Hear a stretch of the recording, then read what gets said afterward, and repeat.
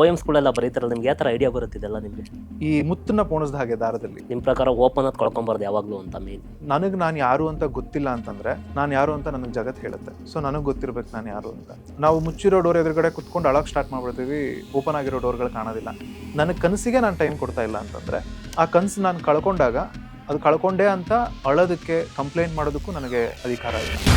ಒಳ್ಳೇದಾಗುತ್ತೆ ಅಂತನ್ನೋ ನಂಬಿಕೆ ಅಥವಾ ಕೆಟ್ಟದಾಗತ್ತೆ ಅಂತನ್ನೋ ಭಯ ನನ್ನ ಬಾಧಿಸಬಾರ್ದು. ಈ ಹಾರ್ಟ್ ರೇಟ್ ಮಾನಿಟರ್ ನೋಡಿರ್ತೀವಿ, ಹೀಗೆ ಹೋಗ್ತಾ ಇರುತ್ತೆ. ಹೀಗೆ ಹೋಗ್ತಾ ಇದ್ರೆ ಜೀವನ ಜೀವಂತವಾಗಿದೆ ಅಂತ, ಹೀಗೆ ಹೋಗ್ತಾ ಇದೆ ಅಂದ್ರೆ ಜೀವನ ಸತ್ತೋಗಿದೆ ಅಂತ. ಇವತ್ತು ನಾನು ಉಸಿರಾಡ್ತಾ ಇದ್ದೀನಿ ಅಂತಂದ್ರೆ ಫೇಲ್ ಆಗಿಲ್ಲ, ನಾನು ಫೇಲ್ ಆಗೋ ಚಾನ್ಸೇ ಇಲ್ಲ. ನಮ್ಮ ಪ್ರತಿಯೊಬ್ಬರು ಬದುಕು ಕುರುಕ್ಷೇತ್ರನೇ, ಪ್ರತಿಯೊಬ್ಬರು ಯುದ್ಧ ಮಾಡ್ತಾನೆ ಇದ್ದೀವಿ.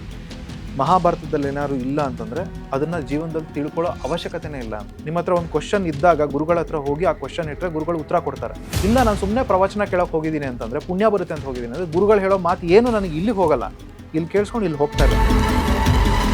ಮಿರಾಕಲ್ಸ್ನ ಯಾಕೆ ನಂಬ್ತೀವಿ ಅಂತಂದ್ರೆ ಅದು ನಡೀತವೆ ಅಂತ ನಂಬೋದಲ್ಲ, ನಾವು ನಂಬ್ತೀವಿ ಅಂತ ಮಿರಾಕಲ್ಸ್ ನಡೆಯುತ್ತೆ. ನೀವು ದೇವಸ್ಥಾನಗಳಲ್ಲಿ ದೇವ್ರಿಲ್ಲ, ಗುಡಿಲಿ ದೇವ್ರಿಲ್ಲ ಅಂತಂದ್ರೆ ಮನೇಲಿ ಫೋಟೋ ಇಟ್ಕೊಂಡು ಪೂಜೆ ಮಾಡ್ತಾರೆ. ಮನೇಲಿ ಫೋಟೋ ಇಲ್ಲ ಅಂತಂದ್ರೆ ಹೃದಯದಲ್ಲಿ ಇಟ್ಕೊಂಡು ಪೂಜೆ ಮಾಡ್ತಾರೆ. ಈ ರಂಜಾನ್ ಟೈಮಲ್ಲಿ ಉಪವಾಸ ಮಾಡೋದ್ರಿಂದ ಆರೋಗ್ಯಕ್ಕೆ ಏನೇನು ಬೆನಿಫಿಟ್ಸ್ ಅಂತ ಅದೇ ಪೇಪರ್ ಅವ್ರು ಹಾಕ್ತಾರೆ. ಈ ಹಬ್ಬಕ್ಕೆ ಉಪವಾಸ ಮಾಡೋದ್ರಿಂದ ಆರೋಗ್ಯಕ್ಕೆ ಏನೇನು ಹಾನಿ ಆಗುತ್ತೆ. ಹೆಣ್ಮಕ್ಳು ಯಾಕೆ ಸಾಷ್ಟಾಂಗ ನಮಸ್ಕಾರ ಹಾಕಬಾರ್ದು, ಯಾಕೆ ಮೆಟರ್ನಿಟಿ ಇದು ಮುಟ್ಟಾಗಿದ್ದಾಗ ಅವ್ರು ದೇವಸ್ಥಾನಕ್ಕೆ ಹೋಗಬಾರ್ದು? ಯಾಕಂದರೆ ನಮ್ಮ ಹಿಂದುತ್ವ ಅನ್ನೋದು ಭಾರತದಲ್ಲಿ ಮಾತ್ರ ಸೀಮಿತ, ಬೇರೆ ಕಡೆ ಕಂಟ್ರಿಲಿ ಇಲ್ಲೂ ಇಲ್ಲ.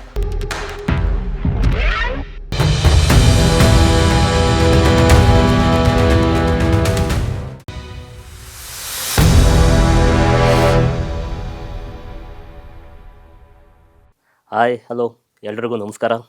ಇವತ್ತಿನ ಪಾಡ್ಕಾಸ್ಟ್ ತುಂಬ ಇಂಪಾರ್ಟೆಂಟ್ ಆದದ್ದು. ಏನು ವಿಷಯ ಅಂತ ಹೇಳಿದ್ರೆ, ಸೋಷಿಯಲ್ ಮೀಡಿಯಾ ಇನ್ಫ್ಲುಯೆನ್ಸರ್ ಮತ್ತು 1500 ಪೋಯೆಟ್ಗಳನ್ನ ಬರ್ತಿದ್ದಾರೆ.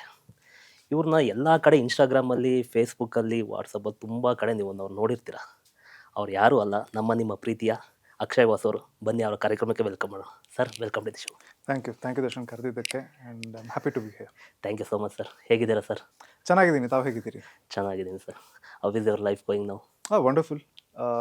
ಕಂಟೆಂಟ್ ಕ್ರಿಯೇಷನ್ನು ಮತ್ತು ವರ್ಕ್ ರಿಲೇಟೆಡ್ ನಾನು ವರ್ಕ್ ಮಾಡ್ತಾ ಇರೋ ಜಾಗಗಳು ಮತ್ತು ಕಾನ್ಫರೆನ್ಸ್ಗಳು ಹೀಗೆ ನಡೀತಾ ಇದೆ ಜೀವನ. ಪೊಯೆಟ್ರಿ, ಕಂಟೆಂಟ್ ಕ್ರಿಯೇಷನ್ ಅಂತೆಲ್ಲ. ಹೇಗೆ ನಿಮಗೆ ಇದ್ರ ಬಗ್ಗೆ ಒಂದು ಇಂಟ್ರೆಸ್ಟ್ ಬಂತು ಅಂತ? ಪೊಯೆಟ್ರಿ ಬಗ್ಗೆನಾ ಕಂಟೆಂಟ್ ಕ್ರಿಯೇಷನ್ ಬಗ್ಗೆನಾ? ಪೊಯೆಟ್ರಿ ಬಗ್ಗೆ. ಅಂದರೆ ನನ್ನ ತಂದೆ ಬರಿತಾ ಇದ್ರು. ಅವರು ಫಸ್ಟು ನಾವು ಮೂಲತಃ ಮೇಗರವಳ್ಳಿ ಅವರು. ಮೇಗರವಳ್ಳಿಯಲ್ಲಿ ಪಣತ ಅಂತ ಬರುತ್ತೆ, ಹಂಸ ಅಂತ ಬರುತ್ತೆ. ಅದು ತೀರ್ಥಹಳ್ಳಿ ಹತ್ರ ಬರುತ್ತೆ ಶಿವಮೊಗ್ಗದಲ್ಲಿ. ಸೊ ಅಲ್ಲಿ ನಮ್ಮ ತಂದೆ ಅವ್ರ 20s ನಾಟಕಗಳು, ಕವನಗಳನ್ನ ಬರೆದು ನಾಟಕಗಳನ್ನ ಆಡಿಸ್ತಾ ಇದ್ರು. ಪುಸ್ತಕಗಳನ್ನ ಕೂಡ ಬರ್ತಿದ್ರು. ಅವ್ರನ್ನ ಪನವ ಅಂತಾನೆ ಕರಿತಾ ಇದ್ರು, ಪಣತದ ನಾಗಪ್ಪ ಗೌಡ ಮಗ ವಾಸಪ್ಪ ಅಂತ. ಸೊ ನನಗೆ ಗೊತ್ತಿರಲಿಲ್ಲ ಅವ್ರು ಬರಿತಾ ಇದ್ರು ಅಂತ. ಅದು ನಾನು ಬರೆಯೋಕ್ಕೆ ಶುರು ಮಾಡಿ ಅದೊಂಚೂರು ರಿದಮ್ ತೊಗೊಂಡ್ಮೇಲೆ ನನ್ನ ತಂದೆ ಹೇಳಿದ್ರು ನಾನು ಬರಿತಾ ಇದ್ದೆ ಅಂತ. ಆಮೇಲೆ ನನಗೆ ಗೊತ್ತಾಗಿದ್ದು. ಸೊ ಬಹುಶಃ ಅಲ್ಲಿಂದ ಬಂದೆ ಅಂತ ಅನ್ಸುತ್ತೆ. And it was a way to went out. Poetry ಅಂತ ಅನ್ನೋದೇನಿದೆ, ಪೊಯಮ್ ಅನ್ನೋದೇನಿದೆ, ಅದೆಲ್ಲ ಯಾವುದೇ ರೀತಿ ಆರ್ಟ್ ಆದರೂ ಇಟ್ ಈಸ್ ವೆರಿ ಪರ್ಸ್ನಲ್. ಈಗ ನಾನು ಏನೇ ಒಂದು ಎಕ್ಸ್ಪ್ರೆಷನ್ ಅಂತ ಎಕ್ಸ್ಪ್ರೆಸ್ ಮಾಡೋದಕ್ಕಂತ ಒಬ್ಬ ಆರ್ಟ್ ಮಾಡೋದು. ಈ ಮೈಕಲ್ ಆಂಜಲೋ ಆಗಲಿ, ಫ್ರಾನ್ಸ್ ಕಾಫ್ಕಾ ಆಗಲಿ, ಅಥವಾ ವಿನ್ಸೆಂಟ್ ವ್ಯಾನ್ ಗಾಗ್ ಆಗಲಿ, ನಮ್ಮವರೇ ಆಗಲಿ, ಈ ಆರ್ಟಿಸ್ಟ್ಗಳೆಲ್ಲ ತುಂಬ ಹರ್ಟ್ ಆದಾಗ ತುಂಬ ಒಳ್ಳೊಳ್ಳೆ ಕ್ರಿಯೇಷನ್ಗಳನ್ನ ಕ್ರಿಯೇಟ್ ಮಾಡ್ತಾರೆ. ನಮ್ಮಲ್ಲೇ ತೊಗೋಬೇಕು ಅಂತಂದರೆ ಪುಟ್ಟಣ್ಣ ಕಣಗಾಲ್ ಅವರಾಗಲಿ, ಯಾರೇ ಆಗಲಿ. So art is very personal. ಅವ್ರಿಗೆಲ್ಲ ಕಂಪೇರ್ ಮಾಡ್ಕೊತಾ ಇದ್ದೀನಲ್ಲ, ಸೊ ಅವರೆಲ್ಲ ಆಲದ ಮರಗಳು. ಓಕೆ. ಸೊ ಆ ಥರ art is very personal. So ನಾನು ಆ ವೆಂಟ್ ಔಟ್ ಮಾಡ್ಕೊಳ್ಳೋದಕ್ಕಂತ ನಂದೊಂದು ಪರಿಸ್ಥಿತಿಯಲ್ಲಿ ಶುರು ಮಾಡಿದ್ದು. ಅದೇ ಮಾಡ್ಕೊಂಡು ಹೋಗಿ ಈ ಏನು ಹೇಳ್ತಾರೆ, ನಂದೇ ಒಂದು ಸ್ಟೈಲ್ ಅಂತ ಬಂತು. ಅದು ಅಲ್ಲಿಂದ ಕನ್ನಡಕ್ಕೆ ಅಂತ ಬಂದು ಕನ್ನಡಕ್ಕೆ ಬರೆಯೋಕ್ಕೆ ಸ್ಟಾರ್ಟ್ ಮಾಡಿದೆ. ಇಂಗ್ಲೀಷಿಂದ ಒಂದು ಸ್ಟೈಲು. ಕನ್ನಡದಲ್ಲಿ ಸ್ವಲ್ಪ ಲೇಟಾಗಿ ಸ್ಟಾರ್ಟ್ ಮಾಡಿದೆ, ಯಾಕಂದರೆ ಮಾತೃಭಾಷೆ ಅಂದರೆ ಜವಾಬ್ದಾರಿ ಜಾಸ್ತಿ ಅಂತ. ಸೊ ಫಸ್ಟ್ ಹಾಳು ಮಾಡೋಂಗಿದ್ರೆ ಬೇರೆಯವ್ರ ಲ್ಯಾಂಗ್ವೇಜ್ ಹಾಳು ಮಾಡೋಣ ಅಂತ. ಸೊ ಇಂಗ್ಲೀಷ್ನ ಚೆನ್ನಾಗಿ ಹಾಳು ಮಾಡಿದ್ಮೇಲೆ ಕನ್ನಡಕ್ಕೆ ಬಂದು ಕನ್ನಡದಲ್ಲಿ ಬರೆಯೋಕ್ಕೆ ಶುರು ಮಾಡಿ ಅದೇ ಸ್ಟೈಲ್ ಎತ್ಕೊಂಡು ಯಾವ ಕತೆಗಳು ಇಷ್ಟ ಆಗಿತ್ತು ಆ ಕತೆಗಳನ್ನ ಹೇಳೋಕೆ ಶುರು ಮಾಡಿದೆ. ಸೊ ಹಾಗೆ 2015 ಶುರು ಆಗಿದ್ದು ಅನ್ಬೋದು ಜರ್ನಿ. ಇಲ್ಲಿವರೆಗೂ ಒಂದು 10 ವರ್ಷ ಜರ್ನಿ ಅದು.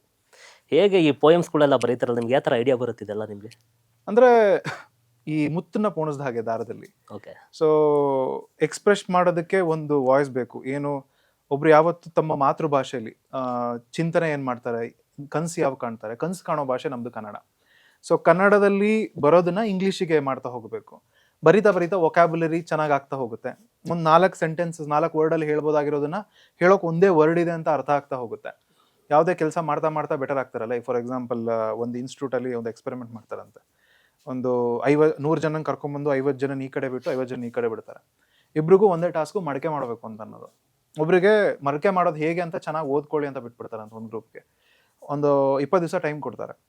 ಇನ್ನೊಂದು ಗ್ರೂಪ್ಗೆ ಪ್ರತಿದಿನ ಮಡಕೆ ಮಾಡ್ತಾನೆ ಹೋಗಿ ಅಂತ. ಸೊ ಒಂದು ಗ್ರೂಪ್ ಅವ್ರು ಮಡಕೆ ಮಾಡ್ತಾನೆ ಹೋಗ್ತಾರೆ, ಅದು ಹಾಳಾಗ್ತಾನೆ ಹೋಗ್ತಾ ಇರುತ್ತೆ. ಇನ್ನೊಂದು ಗ್ರೂಪ್ ಅವ್ರು ಮಡಕೆ ಹೆಂಗೆ ಪರ್ಫೆಕ್ಟ್ ಮಾಡೋದು ಅಂತ ಓದ್ಕೊಳ್ತಾ ಹೋಗ್ತಾ ಇರ್ತಾರೆ. 20 ದಿನ ಆದ್ಮೇಲೆ ಮಡಕೆ ಮಾಡಕ್ ಹೋದಾಗ ಯಾರ ಮಡಕೆ ಚೆನ್ನಾಗಿ ಬಂದಿರುತ್ತೆ? ದಿನ ಮಡಕೆ ಮಾಡಿ ಮಾಡಿ ಸೋತವ್ರದಲ್ವಾ, ಯಾಕಂದ್ರೆ ಅವ್ರಿಗೆ ಮಡಕೆ ಮಾಡೋ ಎಕ್ಸ್ಪೀರಿಯನ್ಸ್ ಇರುತ್ತೆ. ಹಾಗೇನೆ ಪ್ರತಿಯೊಂದನ್ನು ನಾವು ಇವಾಗ ನೀವು ಪಾಡ್ಕಾಸ್ಟ್ ಶುರು ಮಾಡಿದ್ದೀರಾ, ನೀವು ಪಾಡ್ಕಾಸ್ಟ್ ಮಾಡ್ತಾ ಮಾಡ್ತಾ ಪಾಡ್ಕಾಸ್ಟ್ ಕ್ವಾಲಿಟಿ ಬೆಟರ್ ಆಗ್ತಾ ಹೋಗುತ್ತೆ, ಇನ್ನೂ ಬೆಟರ್ ಆಗ್ತಾ ಹೋಗ್ತೀರಾ, ಕಂಟೆಂಟ್ ಕ್ರಿಯೇಷನ್ ಚೆನ್ನಾಗಿ ಆಗ್ತಾ ಹೋಗುತ್ತೆ. It's a process. ಸೊ ಹಾಗೆ ಅದನ್ನ ಬರಿತಾ ಬರಿತಾ ಬರಿತಾ ನನಗೊಂದು ಎಕ್ಸ್ಪ್ರೆಷನ್ ಅಂತ ಬೇಕಿತ್ತು. ನಾನು ಒಂದು ಸ್ವಲ್ಪ ತುಂಬಾ ಡೌನ್ ಇದ್ದಿದ್ದ ಟೈಮಲ್ಲಿ ಲೈಫಲ್ಲಿ ಯಾರ ಹತ್ರನೂ ಹೇಳ್ಕೋಬೇಕು ಅಂತಂದ್ರೆ ಯಾರ ಹತ್ರನೂ ಹೇಳ್ಕೊಳಕ್ಕಾಗದೇ ಇದ್ದಾಗ ಅದನ್ನ ಆರ್ಟ್ ಮೂಲಕ ಎಲ್ಲರೂ ವ್ಯಕ್ತಪಡಿಸೋದು. ಸೊ ಅದನ್ನ ಓದೋರಿಗೆ ಅದು ಬೇರೆ ಬೇರೆ ಥರ ಅನ್ನಿಸ್ಬೋದು, ಬೇರೆ ಥರ ಫೀಲ್ ಆಗ್ಬೋದು. ಈಗ ಒಂದು ಪೇಂಟಿಂಗ್ ಆಗಲಿ, ಪೊಯಮ್ ಆಗಲಿ, ಯಾವ್ದಾದ್ರು ಫಿಲಮ್ ಆಗಲಿ, ನೀವು ಜೀವನದಲ್ಲಿ ಹೆಂಗೆ ಬದುಕಿರ್ತೀರೋ ಹಾಗೆ ಕನೆಕ್ಟ್ ಆಗುತ್ತೆ. ಒಂದು ಲವ್ ಸ್ಟೋರಿ ಅನ್ಕೊಳ್ಳೋಣ, ಬ್ರೇಕಪ್ ಆಗಿರುತ್ತೆ ಲವ್ ಸ್ಟೋರಿಲಿ. ನಿಮಗೆ ಬ್ರೇಕಪ್ ಆಗಿದೆ, ಅದು ಡಿಫ್ರೆಂಟಾಗಿ ಫೀಲ್ ಆಗುತ್ತೆ. ಅವ್ನು ಒದ್ದಾಡ್ತಿರೋದು, ತಲೆ ಬಗ್ಸ್ಕೊಂಡಿರೋದು, ಎಲ್ಲೋ ಒಂದು ಕಡೆ ಮಳೇಲಿ ಕೂತಿರೋದು. ಬ್ರೇಕಪ್ ಆಗದೆ ಇರೋನಿಗೆ ಇವ್ನು ಯಾಕೆ ಹಿಂಗೆ ಆಡ್ತಾ ಇದ್ದಾನೆ ಅಂತ ಅನ್ಸುತ್ತೆ. ನದಿಗೆ ಇಳಿದಿದ್ರೆ ಮಾತ್ರ ನದಿ ಇದಿದೆಯೋ, ಎಷ್ಟು ಆಳ ಇದೆ ಅಂತೆಲ್ಲ ಗೊತ್ತಾಗೋದು. ನಾನು ವೆಯ್ಟ್ ಮಾಡಿದೆ ಅಂದ ತಕ್ಷಣ ಕೋಲ್ಡ್ ಇರೋ ನದಿ ಬೆಚ್ಚಗಾಗ್ಬಿಡಲ್ಲ, ಅದು ಕೋಲ್ಡೇ ಇರುತ್ತೆ. ಸೊ ಇಳಿದು ನೋಡಬೇಕು. So that is a process ಅಂತ ನಂಗೆ ಅನ್ಸುತ್ತೆ. Okay okay. ನಿಮ್ಮ ಎಜುಕೇಷನ್ ಎಲ್ಲ ಎಲ್ಲಿ ಕಂಪ್ಲೀಟ್ ಮಾಡಿದ್ರಿ ನೀವು? ನಾನು ಹುಟ್ಟಿದ್ದು ತೀರ್ಥಹಳ್ಳಿಲಿ. ಆ್ಯಕ್ಚುಲಿ ಕೊಪ್ಪ ಸರ್ಕಾರಿ ಆಸ್ಪತ್ರೆಯಲ್ಲಿ ನಾನು ಹುಟ್ಟಿದ್ದು. ಆಮೇಲೆ ಬೆಂಗಳೂರಲ್ಲಿ ನನ್ನ ತಂದೆ ಆಲ್ಮೋಸ್ಟ್ ನಾನು ಹುಟ್ಟೋದಕ್ಕಿಂತ 6 ವರ್ಷದ ಮುಂಚೆನೇ ಬೆಂಗಳೂರಿಗೆ ಬಂದ್ಬಿಟ್ಟಿದ್ರು. ಸೊ ಇಲ್ಲೇ ಬೆಳೆದಿದ್ದು ಗಾಯತ್ರಿ ನಗರದಲ್ಲಿ. ಅಲ್ಲಿ ಒಂದು ಸ್ಕೂಲ್ ಇದೆ, ಸ್ಕೂಲ್ ಇತ್ತು, ಪೂರ್ಣಿಮಾ ಇಂಗ್ಲೀಷ್ ಸ್ಕೂಲ್ ಅಂತ. ತುಂಬ ಸಣ್ಣ ಸ್ಕೂಲು. ನಾನು SSLC ಓದಬೇಕಾದ್ರೆ ನಾನು ಯಾವಾಗಲೂ ಕಾಮಿಡಿ ಮಾಡ್ತಾ ಇರ್ತೀನಿ. ನಾನು SSLC ಓದಬೇಕಾದ್ರೆ ನಾನು 9th ರ್ಯಾಂಕ್ ಬರ್ತಾ ಇದ್ದೆ ಯಾವಾಗಲೂ. ಅಂದರೆ ಯಾಕಂದರೆ ಅಲ್ಲಿ ಇದ್ದಿದ್ದೆ 9 ಜನ ಅಂತ. ಸೊ ಆ ಥರ ಸಣ್ಣ ಸ್ಕೂಲು, ಅಲ್ಲೂ ಓದಿದ್ದು. ನಾನು SSLC ಮುಗಿಸ್ತಿದ್ದಾಗೆ ಆ ಸ್ಕೂಲ್ ಮುಚ್ಚೋಯ್ತು, ಯಾಕಂದರೆ ಇರಲಿಲ್ಲ ಸ್ಟೂಡೆಂಟ್ಸು ಅಂತ. ಅದಾದಮೇಲೆ ನಾನು PU ಮುಗಿಸಿದ್ದು ವಿವೇಕಾನಂದ PU ಕಾಲೇಜಲ್ಲಿ, ಇಲ್ಲಿ ರಾಜಾಜಿನಗರಲ್ಲಿ ಇದೆಯಲ್ಲ ಅಲ್ಲಿ. ಸೊ ಅದು ಅಷ್ಟೇ, ಈಗ ಡೆಸ್ಟಿನಿ ಅಂತ ನಾವೇನು ಕರಿತೀವಿ ಅದನ್ನು ಯಾರು ತಡೆಯೋಕ್ಕಾಗಲ್ಲ ಅನ್ನೋದಕ್ಕೆ. ಸ್ಕೂಲನ್ನು ನಾನು ಡಿಸೈಡ್ ಮಾಡಲಿಲ್ಲ. ಅದು ಅಷ್ಟೇ, ಆ PU ಕಾಲೇಜು ಅಷ್ಟೇ. ನಾನು ಅವಾಗ ಫಸ್ಟ್ ಟೈಮ್ PU ಕಾಲೇಜ್ಗೆ ಅಪ್ಲಿಕೇಶನ್ 20 ರೂಪಾಯಿ ಆಗಿತ್ತು. ಅಲ್ಲಿವರೆಗೂ ಕಾಲೇಜವ್ರು ಹೆಂಗೆ ಬೇಕಾದ್ರೂ ಚಾರ್ಜ್ ಮಾಡ್ಬೋದಾಗಿತ್ತು, ಬಟ್ ಗೌರ್ಮೆಂಟ್ ಒಂದು ಚಾರ್ಜ್ ತಂದಿದ್ರು. ಸೊ ಎಲ್ಲ ಕಾಲೇಜ್ಗಳಿಗೆ ಹೋಗೋದು. ಒಂದು 18 ಕಾಲೇಜ್ ಅಪ್ಲಿಕೇಶನ್ ತೊಗೊಂಬಂದಿದ್ದೆ. ವಿವೇಕಾನಂದ PU ಕಾಲೇಜ್ದು ನನ್ನ ಫ್ರೆಂಡ್ ತೊಗೊಂಬಂದಿದ್ದ. ಇಲ್ಲ ತಗೊಳ್ಳಿ ಇದೂ ಅಂತ ನನ್ನ ತಂದೆ ಕೊಟ್ಟಿದ್ದ. ಅಲ್ಲಿ PCMB ತುಂಬ ಕಡಿಮೆ ಆಗೋಯ್ತು, ಅದಕ್ಕೆ ಅಲ್ಲಿ ಸೇರ್ಕೊಂಡ್ಬಿಟ್ವಿ. ಸೇರಿಸಿದ್ರು ನಮ್ಮ ತಂದೆ. ಸೊ PU ಅಲ್ಲಿ ಮುಗೀತು. ಆಮೇಲೆ ACS ಕಾಲೇಜ್ ಅಂತ ಇಂಜಿನಿಯರಿಂಗ್ ಮುಗಿಸಿದ್ದು, ಕಂಪ್ಯೂಟರ್ ಸೈನ್ಸ್. ಅದು ನಾನು ಸೆಲೆಕ್ಟ್ ಮಾಡಿದ್ದಲ್ಲ. ಅಗೈನ್ CET 3rd ರೌಂಡಲ್ಲಿ ನನ್ನ ತಂದೆಗೆ ಯಾರೋ ರೆಕಮೆಂಡ್ ಮಾಡಿ ನಾವು ಅಲ್ಲಿ ಸೇರ್ಕೊಂಡಿದ್ದು. Okay okay. So destiny it is. Rajarajeshwari ಇದು ಸಿಸ್ಟರ್ ಕನ್ಸರ್ನ್, ಅದು ACS ಅಂತ. ಹೇಗಿತ್ತು ಶಿವಮೊಗ್ಗ ಜರ್ನಿಯಿಂದ ಬ್ಯಾಂಗ್ಳೂರ್ ಜರ್ನಿ ಬಂದಾಗ ನಿಮ್ಮ ಲೈಫ್ ಸ್ಟೈಲ್ ಹೇಗಿತ್ತು ಅಂತ? ಶಿವಮೊಗ್ಗ ಜರ್ನಿ ಅಂತ ಇಲ್ಲ, ನಾನು ಬೆಳೆದಿದ್ದೇ ಇಲ್ಲ ಆಗಿರೋದ್ರಿಂದ ನನಗೆ ನಮ್ಮ ಅಜ್ಜಿ, ನಮ್ಮ ಚಿಕ್ಕಪ್ಪ, ಚಿಕ್ಕಮ್ಮ ಅಲ್ಲೇ ಇದ್ದಾರೆ. ಸೊ ವರ್ಷಕ್ಕೊಂದು 5-6 ಸರಿ ಹೋಗಿ ಬರ್ತಾ ಇರ್ತೀವಿ. ನನ್ನ ವೈಫ್ ಅವರ ಇದು ಕೂಡ ಅಲ್ಲೇ ಇದೆ, ಮನೆ ಕೂಡ ಅಲ್ಲೇ ಇದೆ. ಸೊ ಅಲ್ಲಿಗೂ ಹೋಗಿ ಬರ್ತಾ ಇರ್ತೀವಿ. So that is very common. ಅಲ್ಲಿಗೆ ಹೋಗಿ ಬರೋದು ಅದೆಲ್ಲ ವೆರಿ ಕಾಮನ್, ನಡೀತಾನೆ ಇರುತ್ತೆ. ಅದು ಬಿಟ್ಟು ಬೆಳೆದಿದ್ದೆಲ್ಲ ಇಲ್ಲೇ ಆಗಿರೋದ್ರಿಂದ it is what it is. ನಿಮ್ಗೇನೋ ಒಂದು ಕೆಲ್ಸಕ್ಕೆ ಸೇರಬೇಕು ಆ ಥರ ಏನಾದ್ರು ಒಂದು ಮೈಂಡಲ್ಲಿ ಇತ್ತು ಅವಾಗ? ಕೆಲ್ಸಕ್ಕೆ ಹೋಗಬೇಕು, ಇಲ್ಲ ನಾನು ಒಂದೇನೋ ಒಂದು ಆಗಬೇಕು ಅನ್ನೋದ್ರ ಮೈಂಡ್ ಡ್ರೀಮ್ ಥಿಂಕ್ ಏನಾರು ಮಾಡಿದ್ರೆ ಅವಾಗ? ಕೆಲ್ಸಕ್ಕೆ ಹೋಗಬೇಕು, ಕೆಲ್ಸಕ್ಕೆ ಹೋಗಬೇಕು ಅಂತ ಎಲ್ಲರಿಗೂ ಇರುತ್ತೆ. ನನಗೆ ಆಸ್ಟ್ರಾನಮಿ ಬಗ್ಗೆ, ಖಗೋಳ ವಿಜ್ಞಾನದ ಬಗ್ಗೆ ಸಿಕ್ಕಾಪಟ್ಟೆ ಇಂಟ್ರೆಸ್ಟ್ ಇತ್ತು. ನಾನು ಇನಿಷಿಯಲಿ ಒಂದು ಕಮ್ಯುನಿಟಿಲಿದ್ದೆ. ಅಲ್ಲೊಬ್ರು ನನಗೆ ಇಸ್ರೋಯಿಂದ ಒಬ್ರು ಪರಿಚಯ ಆಗಿದ್ರು. ಸೊ ಅವರು ಒಂದ್ಸರಿ ಟಾಟಾ ಇನ್ಸ್ಟಿಟ್ಯೂಟ್ ಆಫ್ ಟೆಕ್ನಾಲಜಿಗೆ ನನ್ನ ಕರೆದು ನನಗೆ ಇಂಟ್ರೆಸ್ಟ್ ಇರೋದು ನೋಡಿ ಇಂಟರ್ನ್ಶಿಪ್ ಕೂಡ ಆಫರ್ ಮಾಡಿದರು. ಬಟ್ ಏನಂತಂದರೆ ನಮ್ಮ ಎಜುಕೇಷನ್ ಸಿಸ್ಟಮಲ್ಲಿ ಮಕ್ಕಳಿಗೆ ಚಿಕ್ಕ ವಯಸ್ಸಿಂದ ಗೊತ್ತಿರೋದಿಲ್ಲ ಏನು ಮಾಡಬೇಕು ಅಂತ. ನಮ್ಮ ಎಜುಕೇಷನ್ ಸಿಸ್ಟಮ್ ಇರೋದು ವರ್ಕರ್ಸ್ನ ಕ್ರಿಯೇಟ್ ಮಾಡೋದಕ್ಕೆ. ಸೊ ಎಸ್ಪೆಷಲಿ ಇಲ್ಲಿ ಇಂಡಿಯಾದಲ್ಲಿ ಇತ್ತೀಚೆಗೆ ಬದಲಾಗ್ತಾ ಇದೆ. ಈಗಿನ ಸ್ಕೂಲ್ಗಳಲ್ಲೆಲ್ಲ ಸ್ಪೋರ್ಟ್ಸ್ ಆಡಿಸ್ತಾರೆ, ಕಲ್ಚರಲ್ ಆ್ಯಕ್ಟಿವಿಟೀಸ್ ಮಾಡಿಸ್ತಾರೆ, ಕೊಳಲು ಊದೋದಾಗಿರ್ಬೋದು, ಹಾಡು ಹೇಳ್ಕೊಡೋದಾಗಿರ್ಬೋದು. ಮಕ್ಕಳು ಯಾವುದರಲ್ಲಿ ಒಂದು ಎಕ್ಸ್ಪೀರಿಯನ್ಸ್ ಅಂದರೆ ಒಂದು ಪ್ರೌಢತೆಯನ್ನು ತೋರಿಸ್ತಾ ಇದ್ದಾರೆ ಅಥವಾ ಒಂದು ಪ್ರೀತಿ ಒಲವನ್ನು ತೋರಿಸ್ತಾ ಇದ್ದಾರೆ, ಅದಕ್ಕೆ ಹಾಕಿಬಿಡ್ತಾರೆ. That is a process of finding. But ನಮ್ಮ ಕಾಲದಲ್ಲೆಲ್ಲ ಹಂಗಿರಲಿಲ್ಲ. 200 ರೂಪಾಯಿ ಫೀಸ್ ಕೊಟ್ಟರೆ, 150 ರೂಪಾಯಿ ತಿಂಗಳು ಫೀಸ್ ಕೊಟ್ಟರೆ ಆಗೋಗೋದು. ಇವಾಗ LKGಗೆ ಸೇರಿಸಬೇಕು ಅಂದ್ರೆ 1,80,000 ಇಸ್ಕೊಳ್ತಾರೆ. ಸೊ ಆ ಟೈಮಲ್ಲಿ ಅವ್ರಿಗೆ ಆ ಥರ ಎಲ್ಲ ಇರಲಿಲ್ಲ. ಸೊ ಕಲ್ತ್ಕೊಂಡು ಬರ್ತಾ ಇರಬೇಕಾದ್ರೆ ನಿಮಗೆ ಗೊತ್ತಿರಲ್ಲ. ನೀವೇನು ಕೇಳಿರ್ತೀರಾ, ಇಂಡಿಯಾ ಅಂತಂದಮೇಲೆ ಡಾಕ್ಟರ್ ಆಗ್ತಾರೆ, ಇಂಜಿನಿಯರ್ ಆಗ್ತಾರೆ ಅಂತ. ಈಗ ಒಬ್ಬ ಮಿಡಲ್ ಕ್ಲಾಸ್ ಅಂತಂದರೆ ಅದೇ ಒಂದು ಕೆಲಸ ಆಗಬೇಕು. ಈಗ ಪ್ರತಿ ತಂದೆ ತಾಯಿನೂ, ಈಗ ನನ್ನ ತಂದೆ ಬಂದು ಇಲ್ಲಿ ಬಿಸ್ನೆಸ್ ಹಾಕ್ಕೊಂಡ್ರು, ಬಿಸ್ನೆಸ್ ಮಾಡೋಕೆ ಸ್ಟಾರ್ಟ್ ಮಾಡಿದ್ರು. ಅದಾದಮೇಲೆ ಅವ್ರಿಗೇನಿರುತ್ತೆ, ನನ್ನ ಮಗ ಚೆನ್ನಾಗಿ ಓದಿ ಒಂದು ಕಾರ್ಪೊರೇಟ್ ಜಾಬಿಗೆ ಸೇರ್ಕೋಬೇಕು. ಯಾಕಂದರೆ ಕಾರ್ಪೊರೇಟ್ ಜಾಬ್ ಅಂತ ಅನ್ನೋದು ತುಂಬ ದೊಡ್ಡದು ಅವ್ರುಗಳಿಗೆಲ್ಲ. ಬಟ್ ಅವ್ರು ಅಂದ್ಕೊಂಡಿರೋದೆಲ್ಲ ಸತ್ಯ ಆಗಬೇಕು ಅಂತಿಲ್ಲ. ಬಟ್ ನಾವು ಆ ಥರ ಟ್ಯೂನಾಗಿ ಬೆಳೆದಿರ್ತೀವಿ. ಸೊ ನಾನು 2015ರಲ್ಲಿ ಇಂಜಿನಿಯರಿಂಗ್ ಮುಗಿಸಿದಾಗ ಆ್ಯಕ್ಚುಲಿ ಅವಾಗ ನಂಗೊಂದು ಸೀರಿಯಲಲ್ಲಿ ಆಫರ್ ಇತ್ತು. ಬಟ್ ಫ್ಯಾಮಿಲಿದು ಫಿನಾನ್ಷಿಯಲ್ ಪರಿಸ್ಥಿತಿಗಳು ಅಷ್ಟು ಸರಿ ಇರಲಿಲ್ಲ. ಸೊ ಗೊತ್ತಿಲ್ಲದಿರೋ ನೀರಿಗೆ ಧುಮುಕೋದಕ್ಕಿಂತ ಏನೋ ಒಂದು ಸಿಕ್ಕಿದೆ, ಅಲ್ಲಿಗೆ ಹೋಗ್ಬಿಡೋಣ ಅಂತ ಹೋಗಿದ್ದು. ಅದಕ್ಕಿಂತ ಮುಂಚೆನೂ ಅಷ್ಟೇ ಇಂಟರ್ನ್ಶಿಪ್ ಆಫರ್ ಇತ್ತು ಅವ್ರು ಇಸ್ರೋ ಅವ್ರ ಕಡೆಯಿಂದ. ಅವ್ರ ಹೆಸರು ಏನೋ ಬರುತ್ತೆ, ಬಾಲಸುಬ್ರಹ್ಮಣ್ಯಂ, ನಂಗೆ ಮರ್ತು ಹೋಗಿದೆ.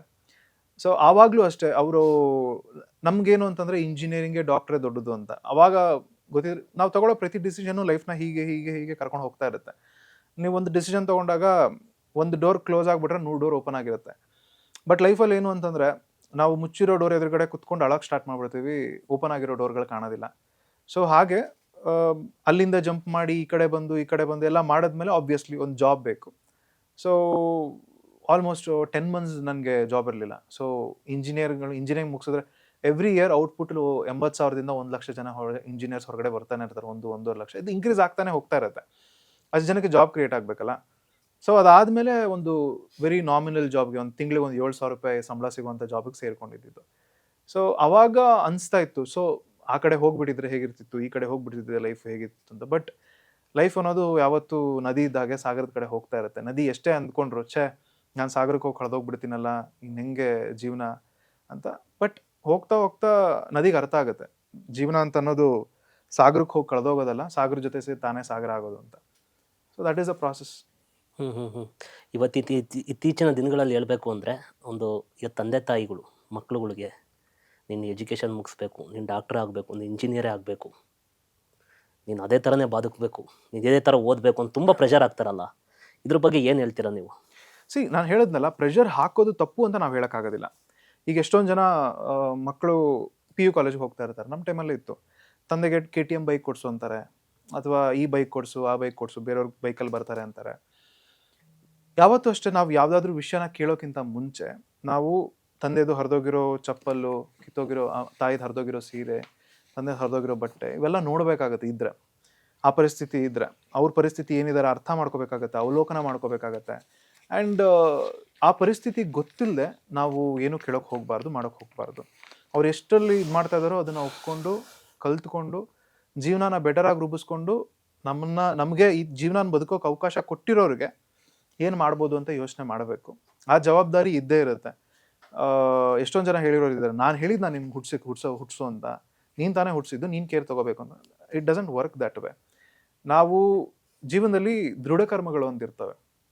ನಾವು ಎಲ್ಲಿ ಹುಡ್ತೀವಿ, ಹೇಗೆ ಹುಡ್ತೀವಿ, ಯಾರಿಗೆ ಹುಡ್ತೀವಿ, ಆಮೇಲೆ ನಾವು ಯಾರನ್ನ ಮದುವೆ ಆಗ್ತೀವಿ, ಎಲ್ಲಿ ಮದುವೆ ಆಗ್ತೀವಿ, ಹೇಗೆ ಸಾಯ್ತೀವಿ, ಇವೆಲ್ಲವೂ ನಿರ್ಧಾರ ಆಗಿರುತ್ತೆ ಅಂತ ಎಷ್ಟೊಂದು ಸ್ಕ್ರಿಪ್ಚರ್ಸಲ್ಲಿ ಹೇಳ್ತಾರೆ. ಸೊ ಇದೆಲ್ಲವೂ ಮೋಸ್ಟ್ ಆಫ್ ದ ಥಿಂಗ್ಸ್ ಹಾಗೇನೆ. ಸೊ ನೀವು ಹುಟ್ಟಿದ್ದೀರಾ ಅಂದರೆ ಒಂದು ಪರ್ಪಸ್ ಹುಟ್ಟಿದ್ದೀರಿ. ಇವತ್ತು ನಾನು ಬೆಳಗ್ಗೆ ಎದ್ದೆ, ಇನ್ನೂ ಭಗವಂತ ನಂಗೆ ಉಸಿರಾಡೋಕ್ಕೆ ಅನುವು ಮಾಡಿ ಕೊಟ್ಟಿದ್ದಾನೆ, ಇನ್ನೂ ಉಸಿರಾಡೋಕ್ಕೆ ಬಿಟ್ಟಿದ್ದಾನೆ ಅಂತಂದರೆ ಏನೋ ಒಂದಿದೆ. ಸುಮ್ಮನೆ ನೀನು ಬೆಳಗ್ಗೆ ಎದ್ದೇಳು, ಸಂಜೆವರೆಗೂ ಕೆಲಸ ಮಾಡು, ಈವ್ನಿಂಗ್ ಮತ್ತೆ ಈ ವೀಕೆಂಡಲ್ಲಿ ಪಾರ್ಟಿ ಮಾಡು, ಇಷ್ಟರಲ್ಲಿ ಲೈಫ್ ಕಳೆದೋದ್ರೆ ಲೈಫಲ್ಲಿ ಮೀನಿಂಗ್ ಇಲ್ಲ. ಸುಮಾರು ಜನ 25 ವರ್ಷಕ್ಕೆ ಸತ್ತೋಗ್ತಾರೆ, 75 ವರ್ಷಕ್ಕೆ ಮಣ್ಣು ಮಾಡ್ತಾರೆ ಅಷ್ಟೇ ಅವ್ರನ್ನ. ಸೊ ಆ ಥರ. ಸೊ ತಂದೆ ಹತ್ರ ಕೇಳಬೇಕಾದ್ರೆ ಎಲ್ಲವನ್ನೂ ನೋಡಬೇಕು. ನಮಗೇನಾಗುತ್ತೆ ನಾವು ಅದನ್ನು ಮಾಡ್ಕೊಳ್ತಾ ಹೋಗಬೇಕು. ಆಮೇಲೆ ಬ್ಲೇಮ್ ಮಾಡಬಾರ್ದು ಪೇರೆಂಟ್ಸ್ನ, ನೀವು ಅದು ಮಾಡಿಲ್ಲ, ನಮ್ಗೆ ಇದು ಮಾಡಿಲ್ಲ ಅಂತ. ಆ್ಯಂಡ್ ನಮ್ಗೆ ಎಷ್ಟಾಗುತ್ತೋ ಅದನ್ನು ನಾವು ಮಾಡ್ಕೋಬೇಕು. ಈಗ ತಂದೆ ತಾಯಿ ಫೋರ್ಸ್ ಮಾಡ್ತಾರೆ, ತಪ್ಪಿಲ್ಲ. ಈಗ ನೀವು ದೊಡ್ಡವ್ರನ್ನೇ ತಗೊಳ್ಳಿ, ತುಂಬ ಸಾಧನೆ ಮಾಡಿರೋರು. ಇವಾಗ ಡ್ರಾಪ್ ಔಟ್ ಅಂತ ಎಕ್ಸಾಂಪಲ್ ಕೊಡ್ತಾರೆ, ಮಾರ್ಕ್ ಜಕರ್ಬರ್ಗ್ ಅಂತಾರೆ, ಇವ್ರಂತಾರೆ. ಬಟ್ ನಾವೇನು ಗಮನಿಸಬೇಕು ಅಂದರೆ, ಅವ್ರು ಡ್ರಾಪ್ ಔಟ್ ಆಗಿರೋದು ಹಾರ್ವರ್ಡ್ ಯೂನಿವರ್ಸಿಟಿಯಿಂದ. ನೀವು ಯಾವುದರಿಂದ ಆಗ್ತಿದ್ದೀರಾ? ಯಾವುದೋ ಇಲ್ಲಿ ಹಂಗೆ ವರ್ಕ್ ಆಗಲ್ಲ ಲೈಫು. ಮತ್ತು ನೀವು ಡ್ರಾಪ್ ಔಟ್ ಆಗಿಬಿಟ್ರೆ ಸಕ್ಸಸ್ಫುಲ್ ಆಗ್ತೀರಾ ಅಂತಲ್ಲ. ನಾನು ಏನು ಹೇಳೋದು ಅಂತಂದರೆ, ಪ್ಲ್ಯಾನ್ ಎ ಪ್ಲ್ಯಾನ್ ಬಿ ಇರಬೇಕು ಅಂತಲ್ಲ.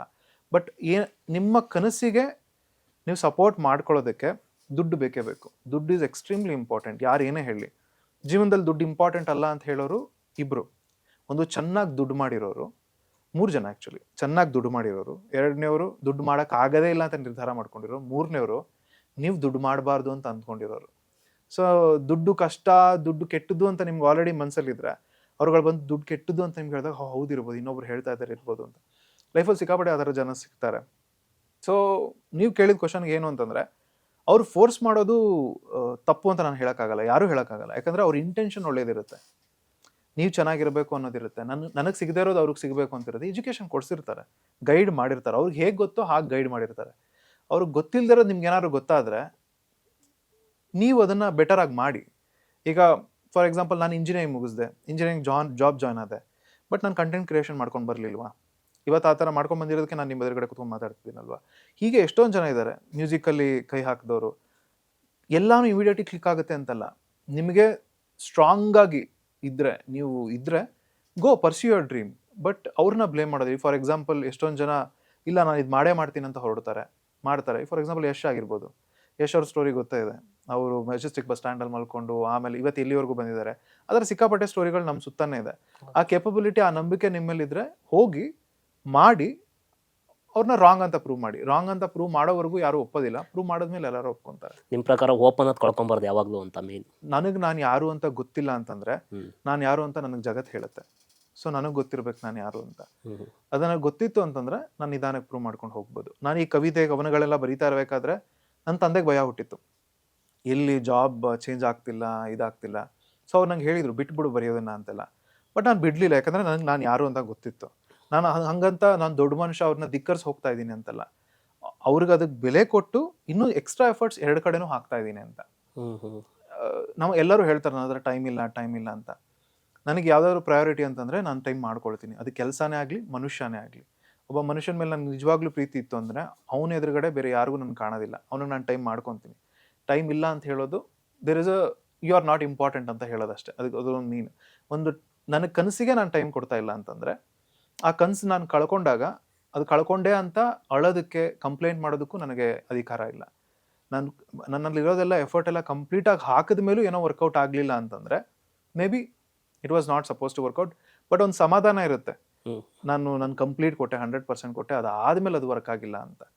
ಆ್ಯಂಡ್ ಆ ಥರ ಆದಾಗ ಯಾವುದೂ ವೇಸ್ಟ್ ಆಗೋದಿಲ್ಲ.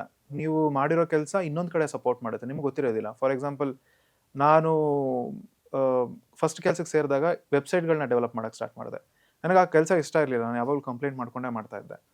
ಬಟ್ ನಾನು ಆ ಕೆಲಸದಿಂದ ಇನ್ನೊಂದು ಕಡೆ ಸ್ವಿಚ್ ಆಗಬೇಕು ಅಂದಾಗ, ನನಗೆ ದುಡ್ಡು ಬೇಕು ಅಂತಂದಾಗ, ನಾನು ವೆಬ್ಸೈಟ್ ಮಾಡೋಕೆ ಏನು ಕಲ್ತಿದ್ನಲ್ಲ ಅದ್ರ ಥ್ರೂ ನಾನು ಬೇರೆಯವ್ರಿಗೆ ವೆಬ್ಸೈಟ್ ಮಾಡ್ಕೊಡೋಕ್ಕೆ ಸ್ಟಾರ್ಟ್ ಮಾಡಿದ್ಮೇಲೆ ಫ್ರೀಲಾನ್ಸಿಂಗಲ್ಲಿ ಅದ್ರ ಥ್ರೂ ನನಗೆ ದುಡ್ಡು ಬಂದಿದ್ದು. ಅದರಿಂದ ನಾನು ಬೇರೆ ಕನಸುಗಳನ್ನ ಸಪೋರ್ಟ್ ಮಾಡ್ಕೊಳಕ್ಕಾಯ್ತು. ಅವಾಗ ನಾನು ಏನು ಹೇಟ್ ಮಾಡಿದ್ನೋ ಅದೇ ನನಗೆ ಹೆಲ್ಪ್ ಮಾಡಿದ್ದು. ಜೀವನದಲ್ಲಿ ಎಷ್ಟೊಂದು ವಿಷಯಗಳು ಹಾಗೇನೆ. ಭಗವಂತ ಯಾವುದನ್ನು ನನ್ನ ಬುಟ್ಟಿಗೆ ಸುಮ್ಮನೆ ಹಾಕೋದಿಲ್ಲ. ಅದರಲ್ಲಿ ಏನೋ ಒಂದು ರೀಸನ್ ಇರುತ್ತೆ, ನನಗೆ ಈ ಮೊಮೆಂಟಿಗೆ ಕಾಣೋದಿಲ್ಲ. ಬಟ್ ಅದನ್ನು ನಾನು ಮಾಡ್ಕೊಂಡು ಹೋದಾಗ ಆ ಎಕ್ಸ್ಪೀರಿಯನ್ಸ್ ಇನ್ನೆಲ್ಲೋ ಸಪೋರ್ಟ್ ಮಾಡುತ್ತೆ ಅಷ್ಟೇ. ಈಗ ಇತ್ತೀಚಿನ ದಿನಗಳಲ್ಲಿ ನಾವು ಕೇಳ್ಪಟ್ಟಿರೋ ಪ್ರಕಾರ ನೀವು 1400 ಪೊಯೆಟ್ರಿಗಳು ಬರೆದಿದ್ದೀರಾ. ಕನ್ನಡದಲ್ಲಿ ಒಂದು 500 ಬರೆದಿದ್ದೀರಾ. ಹೇಗೆ ಬರೀ ಇಂಗ್ಲೀಷಲ್ಲೇ 1400 ಹೇಗೆ ಬರೆದ್ರಿ, ಏನು ಅಂತ? ಅಂದರೆ ಒಂದು ಹಂತದಲ್ಲಿ ನಾವು ಒಂದು ವಿಷಯದಲ್ಲಿ ಕಂಫರ್ಟಬಲ್ ಆದಾಗ ಅದಕ್ಕೆ ನಾವು ತುಂಬ ಯೋಚನೆ ಮಾಡೋದು ಬೇಕಾಗಿಲ್ಲ. ನಾವು ಯೋಚನೆ ಮಾಡೋ ರೀತಿನೇ ಅದಾಗೋಗುತ್ತೆ. ಒಂದು ಕೆಲಸದಲ್ಲಿ ನಾವು ಫ್ಲೋ ಸ್ಟೇಟ್ ಬಂದುಬಿಟ್ರೆ ಅದ್ರ ಒಂಚೂರು ರಿಸಲ್ಟ್ಸ್ ಕಾಣಿಸೋಕೆ ಸ್ಟಾರ್ಟ್ ಆದರೆ ರಿಸಲ್ಟ್ಸ್ ಕಾಣಿಸೋವರೆಗೂ ನಮ್ಮನ್ನು ನಾವು ತೊಳ್ಕೊಂಡು ಹೋಗಬೇಕು. ರಿಸಲ್ಟ್ಸ್ ಕಾಣಿಸೋಕೆ ಸ್ಟಾರ್ಟ್ ಆದಮೇಲೆ ಅದೇ ನಮ್ಮನ್ನು ಉರುಳಿಸ್ಕೊಂಡು ಹೋಗುತ್ತೆ. ಸೊ ಆ ಉರುಳಿಸ್ಕೊಂಡು ಹೋಗೋ ಹಂತಕ್ಕೆ ಅದು ಬಂದುಬಿಟ್ಟಿತ್ತು. ಬಟ್ ಅದು ಉರುಳ್ಕೊಂಡು ಹೋಗ್ತಾ ಇದೆ ಅಂತ ನಂಗೆ ಅನಿಸಿತ್ತು. ಈ ಬಾವಿಲಿರೋ ಕಪ್ಪೆಗೆ ಬಾವಿನೇ ಜಗತ್ತು. ನಾನು ಇಂಗ್ಲೀಷಲ್ಲಿ ಪೊಯೆಟ್ರಿ ಬರೆಯೋಕ್ಕೆ ಸ್ಟಾರ್ಟ್ ಮಾಡಿ ಆಲ್ಮೋಸ್ಟ್ 6-7 ವರ್ಷ ಬರೆದ ಮೇಲೆ ನಂಗೆ 2000 ಜನ ಫಾಲೋವರ್ಸ್ ಇದ್ದು. ನಂಗೆ ಅದೇ ದೊಡ್ಡದಂತ ಅನಿಸ್ತಿತ್ತು. ರೈಟ್, ನಾವು ನಮ್ಮನ್ನು ಎಕ್ಸ್ಪ್ರೆಸ್ ಮಾಡ್ಕೋಬೇಕಾದ್ರೆ, ಕೆಲಸನ ಮಾಡಬೇಕಾದ್ರೆ ಈ ಲೈಕ್ಸ್ ಎಷ್ಟು ಬರ್ತಾ ಇದೆ, ನಾನು ಈ ಒಂದು ಆಸ್ಪೆಕ್ಟಲ್ಲಿ ಹೇಳ್ತಾ ಇದ್ದೀನಿ, ಬೇರೆ ಎಲ್ಲ ಆಸ್ಪೆಕ್ಟ್ಗೂ ಇದನ್ನು ಅಪ್ಲೈ ಮಾಡ್ಕೋಬೋದು. ಎಷ್ಟು ಜನ ಕಮೆಂಟ್ ಹಾಕ್ತಾ ಇದ್ದಾರೆ, ಎಷ್ಟು ಶೇರ್ ಆಗ್ತಿದೆ, ಇದೆಲ್ಲ ಬರಲೇಬಾರ್ದು. ಅವಾಗ ನಾನು ಬದಲಾಯಿಸ್ಕೊಳ್ಳೋಕೆ ಸ್ಟಾರ್ಟ್ ಮಾಡ್ತೀನಿ ನನ್ನನ್ನು ನಾನು. ಅದನ್ನೇ ಶ್ರೀಕೃಷ್ಣ ಹೇಳೋದು, ಕರ್ಮಣ್ಯವಾಧಿಕಾರಸ್ತೆ ಮಾ ಫಲೇಶು ಕದಾಚನ ಮಕರ್ಮ ಫಲತುರ್ಭುರ್ಮ ಹೇತು ಸಂಗೋಸ್ತ್ವ ಕರ್ಮಣಿ ಅಂತ. ಅಂದರೆ ನನ್ನ ಕೆಲಸ ನಾನು ಮಾಡ್ಕೊಂಡು ಹೋಗಬೇಕು. ಅದರಿಂದ ಒಳ್ಳೇದಾಗತ್ತಾ ಕೆಟ್ಟದಾಗತ್ತಾ ಆ ಫಲ ನಿರೀಕ್ಷೆ ಬೇಡ. ಒಳ್ಳೇದಾಗತ್ತೆ ಅಂತನ್ನೋ ನಂಬಿಕೆ ಅಥವಾ ಕೆಟ್ಟದಾಗತ್ತೆ ಅಂತನ್ನೋ ಭಯ ನನ್ನ ಬಾಧಿಸಬಾರ್ದು ಅಂತ. ಈಗ ಒಬ್ಬ ಕಂಟೆಂಟ್ ಕ್ರಿಯೇಟರ್ ಅಂತ ಅನ್ಕೊಳ್ಳೋಣ, ಅವನು ಸಬ್ಸ್ಕ್ರೈಬರ್ಸಿಗೆ ಬಿದ್ದ ಅಂತ ಅನ್ಕೊಳ್ಳೋಣ. ಯಾವುದೋ ಒಂದು ಕಂಟೆಂಟ್ ಹಾಕ್ದ, ಅದು ಅವನಿಗೆ ಟ್ರೂ ಇತ್ತು. ಬಟ್ ಸಬ್ಸ್ಕ್ರೈಬರ್ಸ್ ಕಡಿಮೆ ಆಗ್ತಾ ಇದೆ ಅಂತ ಅವನಿಗೆ ಸಡನ್ನಾಗಿ ಗೊತ್ತಾಯ್ತು, ಅನ್ಫಾಲೋ ಮಾಡ್ತಾ ಇದ್ದಾರೆ ಅಂತ. ಅವ್ನು ಸಡನ್ನಾಗಿ ಸ್ವಿಚ್ ಆಗ್ತಾನೆ, ಬೇರೆಯವ್ರನ್ನ ಕಾಪಿ ಮಾಡೋಕ್ಕೆ ಸ್ಟಾರ್ಟ್ ಆಗ್ತಾನೆ. ಅವಾಗ ಅವನು ಒರಿಜಿನಲ್ ವಾಯ್ಸ್ ಕಳ್ಕೊಂಡ್ಬಿಡ್ತಾನೆ. ನಾನು ಅದನ್ನು ಮಾಡಿಲ್ಲ ಇಲ್ಲಿವರೆಗೂ. ನಾನು I have always stayed honest. ಏನು ಅಂತಂದರೆ, ಈಗ ಯಾರೋ ಕೃಷ್ಣನ್ನ ಕಂಡ್ರೆ ಕೌರವ್ರಿಗೆ ಆಗ್ತಾ ಇರಲಿಲ್ಲ, ರಾಮನ್ ಕಂಡ್ರೆ ರಾವಣಗೆ ಆಗ್ತಾ ಇರಲಿಲ್ಲ, ಅಂಥವ್ರನ್ನೇ ಜನ ಲೈಕ್ ಮಾಡ್ತಾ ಇರಲಿಲ್ಲ ಅಂತಂದರೆ ನೀವು ಎಲ್ಲ ಯಾರೂ ಅಲ್ಲ. ಸೊ ಒಂದು ಕಂಟೆಂಟ್ ಅಂತ ಹೊರಗಡೆ ಹಾಕಿದಾಗ ಇಷ್ಟಪಡದೇ ಇರೋರು ಇದ್ದೇ ಇರ್ತಾರೆ. ಬಟ್ ನಮ್ಮ ವಾಯ್ಸಿಗೆ ಟ್ರೂ ಆಗಿ ಎಕ್ಸ್ಪೆರಿಮೆಂಟ್ ಮಾಡಿಕೊಂಡು ಬೇರೆಯವ್ರನ್ನ ಇನ್ಸ್ಪಿರೇಷನ್ ತೊಗೊಳ್ತಾ ಇದ್ದೀನಿ ಅಂತಂದ್ರು ಅಲ್ಲೂ ನಮ್ಮ ವಾಯ್ಸ್ ಅಪ್ಲೈ ಮಾಡ್ಕೊಂಡು ಒಂದು ಸ್ಟೈಲ್ ಡೆವಲಪ್ ಮಾಡ್ಕೊಂಡು ಹೋಗಬೇಕು. ಅದನ್ನೇ ಹೇಳೋದು ಪ್ರತಿ ವಿಷಯದಲ್ಲೂ. ಸೊ ಅದರಿಂದ ಹಿಂಗಾಗತ್ತೆ ಹಂಗಾಗತ್ತೆ ಅನ್ನೋದು ಆ ಅಫಲ ನಿರೀಕ್ಷೆ ಬೇಡ, stay true to yourself and it will work out, eventually work out ಆಗಲಿಲ್ಲ ಅಂತಂದ್ರೂ ಆ ಸ್ಥಳದಲ್ಲಿ ಇನ್ಯಾವುದೋ ಸ್ಥಳದಲ್ಲಿ ಅದು ವರ್ಕೌಟ್ ಆಗುತ್ತೆ, but you have to stay true to yourself ಅಂತ. ನಿಮ್ಮ ಪ್ರಕಾರ ಫೇಲ್ಯೂರ್ ಪೀಪಲ್ ಮತ್ತು ಸಕ್ಸಸ್ ಪೀಪಲ್ ಅಂದರೆ ಏನಂತ ತಿಳ್ಕೊಬೋದು? ಫೇಲ್ಯೂರು ಸಕ್ಸಸ್ಸು ಅದೆಲ್ಲ ಏನೂ ಇಲ್ಲ. ನನ್ನ ಪ್ರಕಾರ ಏನು ಅಂತಂದರೆ, ಪ್ರಯತ್ನ ಮಾಡೋನು ಸೋಲೋದೇ ಇಲ್ಲ, ಪ್ರಯತ್ನ ಮಾಡೋನಿಗೆ ಇನ್ನೂ ಕೆಲಸ ಆಗಬೇಕಾಗಿದೆ ಅಷ್ಟೇ. ಯಾವಾಗ ನೀವು ರೇಸಲ್ಲಿ ಸೋತೋಗ್ತೀರಾ ಗೊತ್ತಾ, ರೇಸ್ ನಿಮ್ಮ ಪಕ್ಕ ಓಡ್ತಾ ಇರೋರೆಲ್ಲ ಓಡ್ತಾ ಇರೋದನ್ನ ನೋಡಿ ನೀವು ಭಯ ಆಗಿ ನಿಂತ್ಕೊಂಡಾಗ ಸೋತೋಗ್ತೀರಾ. ಜೀವನ ಒಂದೇ ಥರ ಹೋಗೋದು, ಚೆನ್ನಾಗಿರೋದು, ಒಂದೇ ಥರ ಹೋಗ್ತಾ ಇರೋದನ್ನ ಬದುಕು ಅಂತ ಅಂದ್ಕೊತಾರೆ. ಬಟ್ ನಾನು ಯಾವಾಗಲೂ ಆ ಎಕ್ಸಾಂಪಲ್ ನಮ್ಗೆ ಹಿಂದೆ ಯಾರೋ ಕೊಟ್ಟಿದ್ರು, ನಾನು ಅದನ್ನು ಬೇರೆಯವ್ರು ಕೊಡ್ತಾ ಇರ್ತೀನಿ. ಈ ಹಾರ್ಟ್ ರೇಟ್ ಮಾನಿಟರ್ ನೋಡಿರ್ತೀವಿ, ಹೀಗೆ ಹೋಗ್ತಾ ಇರುತ್ತೆ, ಹೀಗೆ ಹೋಗ್ತಾ ಇದ್ರೆ ಜೀವನ ಜೀವಂತವಾಗಿದೆ ಅಂತ, ಹೀಗೆ ಹೋಗ್ತಾ ಇದೆ ಅಂದರೆ ಜೀವನ ಸತ್ತೋಗಿದೆ ಅಂತ. ಬದುಕಲ್ಲಿ ಏರಿಳಿತ ಇದ್ದೇ ಇರುತ್ತೆ. ಅದು ಫೇಲ್ಯೂರ್ ಅಂತ ನಮಗನ್ಸುತ್ತೆ, ಸಕ್ಸಸ್ ಅಂತ ಅನ್ಸುತ್ತೆ. ನನ್ನ ಫೇಲ್ಯೂರ್ ಇನ್ನೊಬ್ಬಂಗೆ ಸಕ್ಸಸ್ ಆಗಿರ್ಬೋದು. ನಾನು ಫೇಲ್ಯೂರಲ್ಲಿ ಯಾವ ಲೆವೆಲ್ಗೆ ಸೋಲ್ತಾ ಇದ್ದೀನಿ, ಅವನಿಗೆ ಸಕ್ಸಸ್ಸಲ್ಲಿ ಆ ಲೆವೆಲ್ಗೆ ರೀಚ್ ಆಗಬೇಕು ಅಂತ ಇರ್ಬೋದು. ಬಟ್ ನಾವು ಬದುಕ್ತಾ ಇರೋ ಬದುಕು ಇನ್ನೊಬ್ರ ಕನಸು. ಯಾವತ್ತೂ ಅಷ್ಟೇ, ನಾವು ಬದುಕ್ತಾ ಇರೋ ಬದುಕನ್ನು ಇನ್ನೊಬ್ರು ಕನಸು ಕಾಣ್ತಾ ಇರ್ತಾರೆ. ಇವತ್ತು ನಾನು ಉಸಿರಾಡ್ತಾ ಇದ್ದೀನಿ ಅಂತಂದರೆ ಫೇಲ್ ಆಗಿಲ್ಲ, ನಾನು ಫೇಲ್ ಆಗೋ ಚಾನ್ಸೇ ಇಲ್ಲ. ನಾನು ಅಕ್ಸೆಪ್ಟ್ ಮಾಡ್ಕೊಂಡ್ರೆ ಮಾತ್ರ ನಾನು ಫೇಲ್ ಆದಂಗೆ. ಈಗ ಅರ್ಜುನ ಭೀಷ್ಮ ಎದುರುಗಡೆ ಇರ್ತಾರೆ ಅಂತ ಅವನಿಗೆ ಕಾಲೆಲ್ಲ ನಡಗತ್ತೆ, ಸ್ಟಾರ್ಟಿಂಗಲ್ಲೇ ಈ ಫ್ಯಾಮಿಲಿನೆಲ್ಲ ನೋಡಿ ಕಾಲು ನಡಗಕ್ಕೆ ಸ್ಟಾರ್ಟ್ ಆಗುತ್ತೆ, ಅವ್ನು ಸೋಲ್ತಾನೆ. ಕೃಷ್ಣ ಹೇಳೋದು ನೀನೆದ್ದು ಮಾಡಬೇಕು ಅಂತ. ಈ ಭಗವದ್ಗೀತೆ ಓದಬೇಕಾದ್ರೂ ಎಲ್ಲ ಹೇಳ್ತಾರೆ, ಓ ಭಗವದ್ಗೀತೆ ಓದ್ತಾ ಇದೆಯಾ, ಸನ್ಯಾಸಿ ಆಗೋಗ್ಬಿಡ್ತೀಯಾ, ಅಧ್ಯಾತ್ಮ ಕಡೆ ಹೋಗ್ತಾ ಇದೆಯಾ. ಇಲ್ಲ, ಭಗವದ್ಗೀತೆನ ಶ್ರೀಕೃಷ್ಣ ಹೇಳೋದು ಕುರುಕ್ಷೇತ್ರದಲ್ಲಿ ಸನ್ಯಾಸಿ ಆಗಬೇಡ ಅಂತ ಹೇಳೋದಕ್ಕೆ ಅರ್ಜುನನ್ಗೆ. ನಮ್ಮ ಪ್ರತಿಯೊಬ್ಬರು ಬದುಕು ಕುರುಕ್ಷೇತ್ರನೇ, ಪ್ರತಿಯೊಬ್ಬರು ಯುದ್ಧ ಮಾಡ್ತಾನೆ ಇದ್ದೀವಿ. ನನ್ನ ಯುದ್ಧ ನಿಮಗೆ ಗೊತ್ತಿರೋದಿಲ್ಲ, ನಿಮ್ಮ ಯುದ್ಧ ನನಗೆ ಗೊತ್ತಿರೋದಿಲ್ಲ. So we have to be kind to our self.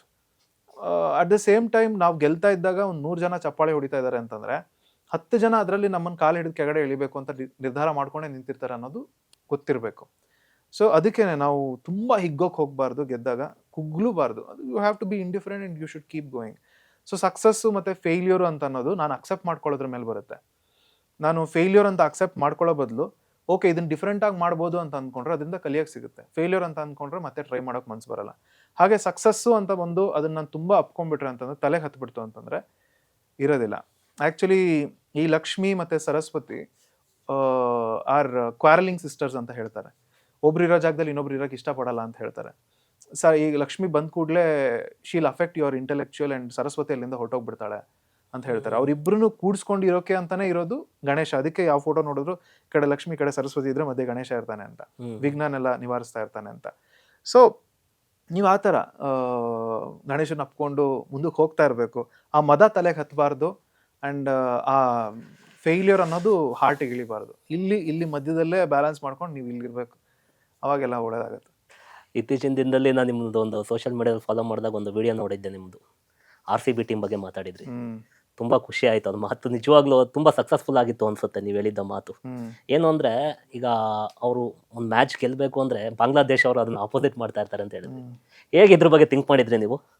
ಅದು ಫ್ಲೋ ಅಲ್ಲಿ ಬರುತ್ತೆ ಆ್ಯಂಡ್ ಟೀಮ್ ಮೇಲಿರೋ ಪ್ರೀತಿ ನಮ್ಗೆ ಇದ್ದೇ ಇರುತ್ತಲ್ವಾ. 100%. ಸಿ ನಿಮ್ಮ ಸುತ್ತ ಯಾವಾಗಲೂ ಆ ಥರದವ್ರು ಇದ್ದೇ ಇರ್ತಾರೆ.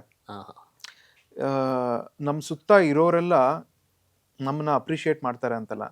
ಈ ಜನ್ರೇಷನಲ್ ಕರ್ಸಸ್ ಅಂತ ಬರುತ್ತೆ. ಜನ್ರೇಷನಲ್ ಕರ್ಸಸ್ ಅಂತಂದರೆ ನಮ್ಮ ಏನು ಹೇಳ್ತಾರೆ, ಇಡೀ ಖಾನ್ದಾನ್ಗೆ ಅಥವಾ ಇಡೀ ಈ ಜನ್ರೇಷನ್ಗೆ ನೀವು ಅವಾಗಿಂದ ನಾವಿಲ್ಲಿ ಹುಟ್ಟು ಬರಬೇಕು ಅಂದರೆ ಸಿಕ್ಕಾಪಟ್ಟೆ ವಿಷಯಗಳು ಕರೆಕ್ಟಾಗಿ ಆಗಬೇಕು. ನಮ್ಮ ಮುತ್ತಾತ ಅವ್ರ ಮುತ್ತಾತ ಯಾರೋ ಅವ್ರು ನಮ್ಮ ಮುತ್ತಜ್ಜಿನ ಮದುವೆ ಆಗಬೇಕು, ಅವ್ರು ಇವ್ರನ್ನ ಮದುವೆ ಆಗಬೇಕು, ಹೀಗೆಲ್ಲ ಆದಾಗ ನಾವಿಲ್ಲಿ ಹುಟ್ಟು ಬಂದಿರ್ತೀವಿ. ಅದರಲ್ಲಿ ಒಂದು ಕಾಂಬಿನೇಷನ್ ಚೇಂಜ್ ಆದರೂ ನಾವಿಲ್ಲಿ ಹುಟ್ಟಿರೋದಿಲ್ಲ, ರೈಟ್? ಆ್ಯಂಡ್ ನಾವು ಇಲ್ಲಿ ಹುಟ್ಟುತ್ತಾ ಇದ್ದೀವಿ ಅಂತಂದರೆ, ನಮಗೇನೋ ಒಂದು ಆಗ್ತಾ ಇದೆ ಅಂತಂದರೆ ಅದು ಬರೀ ನಮ್ಮ ಕರ್ಮ ಅಂತಲ್ಲ, ಬೇರೆಯವ್ರದ್ದು ಅಫೆಕ್ಟ್ ಮಾಡ್ತಾ ಇರುತ್ತೆ.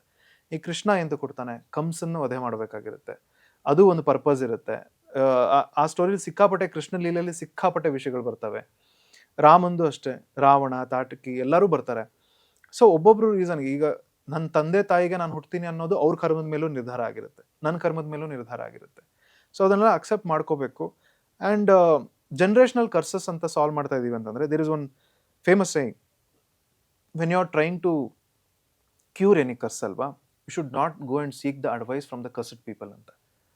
ಅಂದರೆ ನೀವೇನೋ ಒಂದು ಪ್ರಾಬ್ಲಮ್ ಸಾಲ್ವ್ ಮಾಡ್ತಾ ಇದ್ದೀರಾ, ಆ ಪ್ರಾಬ್ಲಮ್ ಸಾಲ್ವ್ ಮಾಡಬೇಕಾದ್ರೆ ಆ ಪ್ರಾಬ್ಲಮ್ ಯಾರಿಗಿದೆಯೋ ಅವ್ರ ಹತ್ರನೇ ಹೋಗಿ ಅಡ್ವೈಸ್ ಕೇಳಬಾರ್ದು ಅಂತ. ನಾನು ರಾಂಗ್ ಆಗಿ ಹೇಳ್ತಾ ಇಲ್ಲ, ನೀವು ನಿಮ್ಮ ತಂದೆ ತಾಯಿ ಮಾತು ಕೇಳಬಾರ್ದು ಅಥವಾ ಇವ್ರು ನಿಮ್ಮ ಚಿಕ್ಕಪ್ಪ ಚಿಕ್ಕಮ್ಮನ ಮಾತು ಕೇಳಬಾರ್ದು ಅಂತಲ್ಲ. ದೊಡ್ಡವ್ರ ಮಾತು ಕೇಳಬೇಕು. ಯಾಕೆ? ಅವ್ರು ಯಾವಾಗಲೂ ಕರೆಕ್ಟ್ ಆಗಿರ್ತಾರೆ ಅಂತಲ್ಲ, ಅವ್ರಿಗೆ ಜಾಸ್ತಿ ತಪ್ಪು ಮಾಡ್ಕೋತಿದೆ ಅಂತ. ಸೊ ಅವರು ಇಟ್ಟ ನೀರು, ಕಾಲಿಟ್ಟ ನೀರು, ನಾವು ಕಾಲಿಡ್ತಾ ಇರೋ ನೀರು ಎರಡು ಬೇರೆ ಬೇರೆ. ಅದನ್ನು ಅಕ್ಸೆಪ್ಟ್ ಮಾಡ್ಕೋಬೇಕು. ನಮ್ಗೆ ಯಾವ್ದು ಇವಾಗ ವರ್ಕ್ ಆಗುತ್ತೋ ಅದನ್ನು ತಗೋಬೇಕು, ಬಿಟ್ಬಿಟ್ಟು ಮುಂದಕ್ಕೆ ಹೋಗ್ತಾ ಇರಬೇಕು. ಸೊ ಅದು ಆ ಅಡ್ವೈಸು, ಆ ಇದನ್ನು ತಗೊಂಡು ಹೋಗಬೇಕು. ಸೊ ಆ RCB ಥಾಟೂ ಹಾಗೇನೆ. ನಿಮ್ಮ ಜೊತೆ ಇರೋರು ನಾನು ಗೆಲ್ಲದೆ ಇದ್ರೂ ಪರವಾಗಿಲ್ಲ, ನಾನು ಇವ್ನು ಗೆಲ್ಲಬಾರ್ದು ಅನ್ನೋರು ಸಿಕ್ಕಾಪಟ್ಟೆ ಜನ ಇರ್ತಾರೆ. ಬಟ್ ನಿಮ್ಮ ಎದುರುಗಡೆ ತೋರಿಸ್ಕೊಳ್ಳೋದಿಲ್ಲ ಅವರು. ನಿಮ್ಮ ಎದುರುಗಡೆ ಈ ಎದುರುಗಡೆಯಿಂದ ಚೂರಿ ಹಾಕೋರ್ನ ಬಿಟ್ಕೊಟ್ಬಿಡ್ಬೋದು. ಬಟ್ ಹಿಂದ್ಗಡೆ ನಿಂತ್ಕೊಂಡು ಅವ್ರಿಗೆ ನಾವು ಗಾಢ ಆಗಿರ್ತೀವಿ ಅಂತಂದಾಗ ಹಿಂದ್ಗಡೆಯಿಂದ ಹಾಕ್ತಾರಲ್ಲ, ಅವ್ರನ್ನ ಕಷ್ಟ. ಆ್ಯಂಡ್ ಆ ಕಂಪ್ಯಾರಿಸನ್ ಅಲ್ಲಿಂದ ಬಂತು ಅಷ್ಟೇ. ಅದೇ ಹಿತಶತ್ರುಗಳು ಅಂತ ಹೇಳ್ತಾರೆ ಅದನ್ನು. ಹಿತಶತ್ರುಗಳ ಆಶೀರ್ವಾದ ಅಂತ ಎಲ್ಲ ಗಾಡಿಗಳಿರ್ತಾರಲ್ಲ, ಹಿತಶತ್ರುಗಳು ಅನ್ನೋದು ಇದ್ದೇ ಇರ್ತಾರಲ್ಲ. ಇರಬೇಕು. ಅಂಥವ್ರು ಇದ್ದು ಚುಚ್ಚಿದಾಗ್ಲೇ ನಾವು ಮೂರು ಕೇರ್ಫುಲ್ ಆಗೋದು. ಆ್ಯಂಡ್ ನಾವು ಇಡೋ ಹೆಜ್ಜೆ ಕೇರ್ಫುಲ್ ಆಗಿಡೋದು. ಹೆಜ್ಜೆ ಕೇರ್ಫುಲ್ ಆಗಿ ಇಡಬೇಕು ಅಂತಂದ್ರೆ ನಾನು ಕಾಲ್ ನೋಡ್ಕೊಂಡೇ ಇಡಬೇಕು ಅಂತಲ್ಲ, ನಾನು ಎಡುತ್ತೀನಿ ಅನ್ನೋ ಭಯ ಇರುತ್ತೆ. ಕಾಲ್ ನೋಡ್ಕೊಂಡೇ ನಾನು ನಡೀತಾ ಇದ್ರೆ ನನಗೆ ಎಲ್ಲಿ ಹೋಗ್ತೀನಿ ಅಂತ ಗೊತ್ತಾಗೋದಿಲ್ಲ. ಹಿಂಗೆ ನೋಡ್ಕೊಂಡು ಹೋಗ್ತಾ ಇದ್ರೆ ನಾನು ಬೀಳೋ ಚಾನ್ಸಸ್ ಇರುತ್ತೆ. ಅದಕ್ಕೆ ಒಂದ್ಸರಿ ಹಂಗೆ ಒಂದ್ಸರಿ ಹಿಂಗೆ ನೋಡ್ಕೊಂಡು ಹೋಗ್ತಾ ಇರಬೇಕು. ಜೀವನದಲ್ಲಿ ಆವಾಗ ಹೋಗ್ಬೋದು. ಒಬ್ಬ ಸಕ್ಸಸ್ಫುಲ್ ಮ್ಯಾನಿಗೆ ಯಾವಾಗಿದ್ರು ತುಂಬಾ ಹಿತಶತ್ರುಗಳು ಜಾಸ್ತಿ, ಶತ್ರುಗಳು ಜಾಸ್ತಿ. ಏನೋ ಒಂದು ಕೆಲಸ ಮಾಡಕ್ ಹೋಗ್ಬೇಕಾದ್ರೆ ಅವನೇನೋ ಸಕ್ಸಸ್ ಆಗ್ತಿದ್ದಾನೆ ಅಂತ ಅಂದ್ರೆ ಜನಗಳು ನೋಡ್ಕೊಂಡು ಅದನ್ನ ತುಂಬಾ ಅಪೋಸಿಟ್ ಮಾಡೋರೇ ತುಂಬಾ ಇರ್ತಾರೆ. ಏನಕ್ಕೆ ಇದ್ರ ಕಾರಣ ಏನಿರ್ಬೋದು ಇದು? ನಮ್ಮ ಹತ್ರ ಏನಿಲ್ವೋ ಅದು ಬೇರೆಯವ್ರ ಹತ್ರ ಇದ್ದಾಗ ಅದು ನೋವು ಕೊಡುತ್ತೆ. ಬಹಳಷ್ಟು ಜನಕ್ಕೆ ಆ ಸಂಕುಚಿತ ಮನೋಭಾವ ಇರುತ್ತೆ. ಎಲ್ಲರಿಗೂ ಇರುತ್ತೆ ಅಂತ ನಾನು ಹೇಳ್ತಾ ಇಲ್ಲ. ಈಗ ನಿಮ್ಗೊಬ್ಬ ಫ್ರೆಂಡ್ ಇದ್ದಾನೆ ಅಂತ ಅನ್ಕೋಣ. ಚಿಕ್ಕ ವಯಸ್ಸಿಂದನೂ ನೀವು ಬೆಳೆದಿದ್ದೀರಾ. ನೀವು ಅವ್ನ ಮಾತು ಕೇಳಿದಿದ್ರಿ, ಅವ್ನು ನಿಮ್ಮ ಮಾತು ಕೇಳ್ತಾ ಇದ್ದ. ಅವ್ನು ಅಲ್ಲೇ ಇದ್ದಾನೆ, ನೀವು ಬೆಳೆದ್ಬಿಟ್ರಿ ಸಡನ್ ಆಗಿ. ನನ್ನ ಜೊತೆ ಇದ್ದವ್ನು ಹೀಗೆ ಬೆಳೆಯಕ್ಕೆ ಹೇಗೆ ಸಾಧ್ಯ ಅನ್ನೋ ಒಂದು ಮನಸ್ಥಿತಿ ಬಂದ್ಬಿಡುತ್ತೆ, ಒಂದು ಥಾಟ್ ಬಂದ್ಬಿಡುತ್ತೆ. ಅವಾಗ ಅವನೇನು ಹೇಳ್ತಾನೆ, ನೀನು ಮಾಡ್ತಾ ಇರೋದು ಹಿಂಗೆ ಸರಿ ಇಲ್ಲ, ಹಿಂಗಿರ್ಬೇಕು. ಯಾಕಂದ್ರೆ ಅವ್ನ ಮೈಂಡ್ ಸೆಟ್ ಅದು, ಅವ್ನ ಜಗತ್ತು ನೋಡ್ತಾ ಇರೋ ರೀತಿ ಆ ಲೆವೆಲ್ಲು. ಆ ಲೆವೆಲ್ಗೆ ನೀವು ಅವ್ನ ಮಾತು ಕೇಳೋಕೆ ಸ್ಟಾರ್ಟ್ ಮಾಡಿದ್ರೆ ಮತ್ತೆ ನೀವು ಆ ಲೆವೆಲ್ಗೆ ಬರ್ತೀರ. ಒಂದು ಕತೆ ಇದೆ. ಒಂದ್ಸರಿ ಒಂದು ಊರಲ್ಲಿ ಇರ್ತಾನೆ, ಒಂದು ಹೋಟ್ಲ್ ಇಟ್ಕೊಂಡಿರ್ತಾನೆ. ಅವನು ದಿನಕ್ಕೆ 1000 ಪ್ಲೇಟ್ ಇಡ್ಲಿ ಸೆಲ್ ಮಾಡ್ತಾ ಇರ್ತಾನೆ. ಅವನ ಮಗ ಫುಲ್ಲು ಸಿಟಿಲೆಲ್ಲ ಓದ್ಕೊಂಬಂದ್ಬಿಡ್ತಾನೆ. ಫುಲ್ಲು ಎಕನಾಮಿಕ್ಸು, ಬಿಸ್ನೆಸ್ಸು ಅದೆಲ್ಲ ಓದ್ಕೊಂಬರ್ತಾನೆ. ಬಂದಾಗ ತಂದೆ ಹೇಳ್ತಾನೆ, ಏನಪ್ಪ 1000 ತಟ್ಟೆ ಇಡ್ಲಿ ಮಾಡ್ತಾ ಇದೆಯಾ, ನಿಂಗೆ ರಿಸೆಷನ್ ಎಲ್ಲ ಬರ್ತಾ ಇದೆ ಗೊತ್ತಾ, ಜನ ಖರ್ಚು ಮಾಡಲ್ಲ, ಇನ್ಮೇಲೆ ದುಡ್ಡು ಜಾಸ್ತಿ ಓಡಾಡಲ್ಲ, ಕಡಿಮೆ ಮಾಡೋಕ್ಕೆ ಸ್ಟಾರ್ಟ್ ಮಾಡು ಅಂತ ಹೇಳ್ತಾನೆ. ಅದಕ್ಕೆ ಅವನು, ಹೌದಾ, ಮಗ ಅಲ್ಲಿಂದ ಕಲ್ತ್ಕೊಂಬಂದಿದ್ದಾನೆ, ಮಗ ಕರೆಕ್ಟಾಗಿ ಹೇಳ್ತಾ ಇರ್ತಾನೆ, ಇನ್ಮೇಲಿಂದ 750 ಇಡ್ಲಿ ಪ್ಲೇಟ್ ಮಾಡೋಣ ಅಂತ ಮಾಡ್ತಾನೆ. ಕೆಲವರು ಬರ್ತಾರೆ, ನೆಕ್ಸ್ಟ್ ದಿವಸ ಬರ್ತಾರೆ, ಅವ್ರಿಗೂ ತಿಂಡಿ ಇರಲ್ಲ, ಹೋಗ್ಬಿಡ್ತಾರೆ. ಒಂದು 3-4 ಸರಿ ರಿಪೀಟ್ ಆದಾಗ ಹಾಗೆ ಹೋಗ್ಬಿಡ್ತಾರೆ. ನೋಡಿದ್ಯಾ 750 ಸೆಟ್ಲ್ ಆಗ್ತಿದ್ಯಾ, ನಾನು ಹೇಳಿದ್ನ ಕರೆಕ್ಟು, ಇವಾಗ ನೋಡು ಇನ್ನೂ ಜಾಸ್ತಿ ಆಗುತ್ತೆ, 500 ಕೇಳಿಸು ಅಂತಾನೆ. 500 ಕೇಳಿಸ್ತಾನೆ, ಹಾಗೆ ಆಗುತ್ತೆ. 250 ಕೇಳಿಸ್ತಾನೆ, ಹಾಗೆ ಆಗುತ್ತೆ. ಅವಾಗ ತಂದೆ ಹೇಳ್ಕೊತಾನೆ, ನನ್ನ ಮಗ ಎಷ್ಟು ಕರೆಕ್ಟಾಗಿ ಹೇಳ್ದ, ಇಲ್ಲಾಂದರೆ ನನಗೆ 750 ಪ್ಲೇಟ್ ಲಾಸ್ ಆಗೋಗೋದು, ಸದ್ಯ ನನಗೆ ಲಾಸ್ ಆಗ್ತಾ ಇಲ್ಲ, 250 ಪ್ಲೇಟೇ ಆಗ್ತಾಯಿದೆ. ರಾಂಗ್ ಆಗಿದೆ ಇಲ್ಲಿ. ಅವ್ನ ಮಗ ಹೇಳಿದೆಲ್ಲ ನಿಜ ಅಂತ ನಂಬಿಕೊಂಡು ತಂದೆ ತನ್ನ ಬಿಸ್ನೆಸ್ ಮೈಂಡ್ ಬಿಟ್ಟು ಅವನಿರೋ ಬ್ಲೈಂಡ್ ನಂಬಿಕೆಲಿ ಇಳಿಸ್ತಾ ಬಂದಾಗ ಕಸ್ಟಮರ್ಸ್ಗೆ ಬೇಜಾರಾಗಿ ಅವ್ರು ಬಿಟ್ಟು ಹೋಗಿದ್ದು. ಬಟ್ ಅವನಿಗೇನು ಅನಿಸ್ತಾ ಇದೆ, ಅವನಿಗೆಲ್ಲ ಗೊತ್ತಿದೆ, ಅದಕ್ಕೆ ನನ್ನ ಕಾಪಾಡ್ತಿದ್ದಾನೆ ಅಂತ. ಅದರಿಂದ ಕೇರ್ಫುಲ್ ಆಗಿರಬೇಕು. ಇಲ್ಲಿ ಎಲ್ಲರಿಗೂ ಎಲ್ಲವೂ ಗೊತ್ತಿಲ್ಲ. ನಾನು ನಡೀತಾ ಇರೋ ದಾರಿಯಲ್ಲಿ ಏನೋ ವರ್ಕ್ ಆಗ್ತಿದೆ ಅಂತಂದರೆ, ಯಾರೋ ಬಂದು ಏನೋ ಹೇಳಿದ್ರು ಅಂತಂದರೆ ಕೂಲಂಕುಷವಾಗಿ ಕೂತ್ಕೊಂಡು ಯೋಚನೆ ಮಾಡಿ. There is something called constructive criticism. There is something called ನಮ್ಮನ್ನು ಹೊಡೆಯೋಕ್ಕಂತ ಇದು ಮಾಡ್ತಾ ಇರೋದು, ಇಲ್ಲ ಅವ್ರ ಲೆವೆಲ್ಗೆ ಹೇಳ್ಕೊಳಕ್ಕಂತ, ನಮ್ಮನ್ನು ಕೆಳಗಡೆ ಇಳಕ್ಕಂತ, ನಮಗೊಂದು ತಾರಿಸಿ ಹಾಕೋದಕ್ಕಂತ. ಅಂಥವ್ರಿದ್ರೆ ನಾನು ಹೇಳೋದು, ಜೀವನ ಸ್ಟಾರ್ಟ್ ಆಗೋದು ಯಾವತ್ತು ನೀವು ನೋ ಅಂತ ಹೇಳೋಕ್ಕೆ ಕಲಿತಿರೋ ಆವತ್ತಿಂದ. ನೀವು ಬೇರೆಯವ್ರಿಗೆ ಎಸ್ ಅಂತ ಇದ್ದೀರಾ ಅಂತಂದರೆ you have to be sure you are not telling yourself no ಅಂತ. ನನಗೆ ಇಲ್ಲ ಇಲ್ಲ ಇಲ್ಲ ಬೇಡ ಬೇಡ ಅಂತಿದ್ದಾಗ ಅವ್ರಿಗೆ ಎಸ್ ಅಂತ ಹೇಳ್ಬಿಟ್ರೆ, ಅದರಿಂದ ಏನಾದ್ರು ಕೆಟ್ಟದಾದಾಗ ನನ್ನನ್ನು ನಾನು ಬೈಕೊಳ್ಳೋಕೆ ಶುರು ಮಾಡ್ತೀನಿ. And that is a downfall. ನಾನೊಂದು ನಡ್ಕೊಂಡು ಹೋಗ್ತಾ ಇದ್ದೀನಿ, ನನಗೆ ವರ್ಕ್ ಆಗ್ತಿದೆ ಅಂತಂದರೆ ಐ ಹ್ಯಾವ್ ಟು ಅಂಡರ್ಸ್ಟ್ಯಾಂಡ್.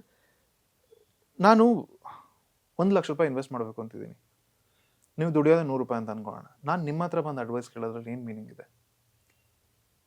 ಯಾವತ್ತೂ ಅಷ್ಟೇ, 100 ರೂಪಾಯಿ 1 ರೂಪಾಯಿ ಹ್ಯಾಂಡಲ್ ಮಾಡೋಕೆ ಬರೋನಿಗೆ 10 ರೂಪಾಯಿ ಕೊಡ್ಬೋದು, 10 ರೂಪಾಯಿ ಹ್ಯಾಂಡಲ್ ಮಾಡೋಕೆ ಬರೋನು 100 ರೂಪಾಯಿ ಕೊಡ್ಬೋದು.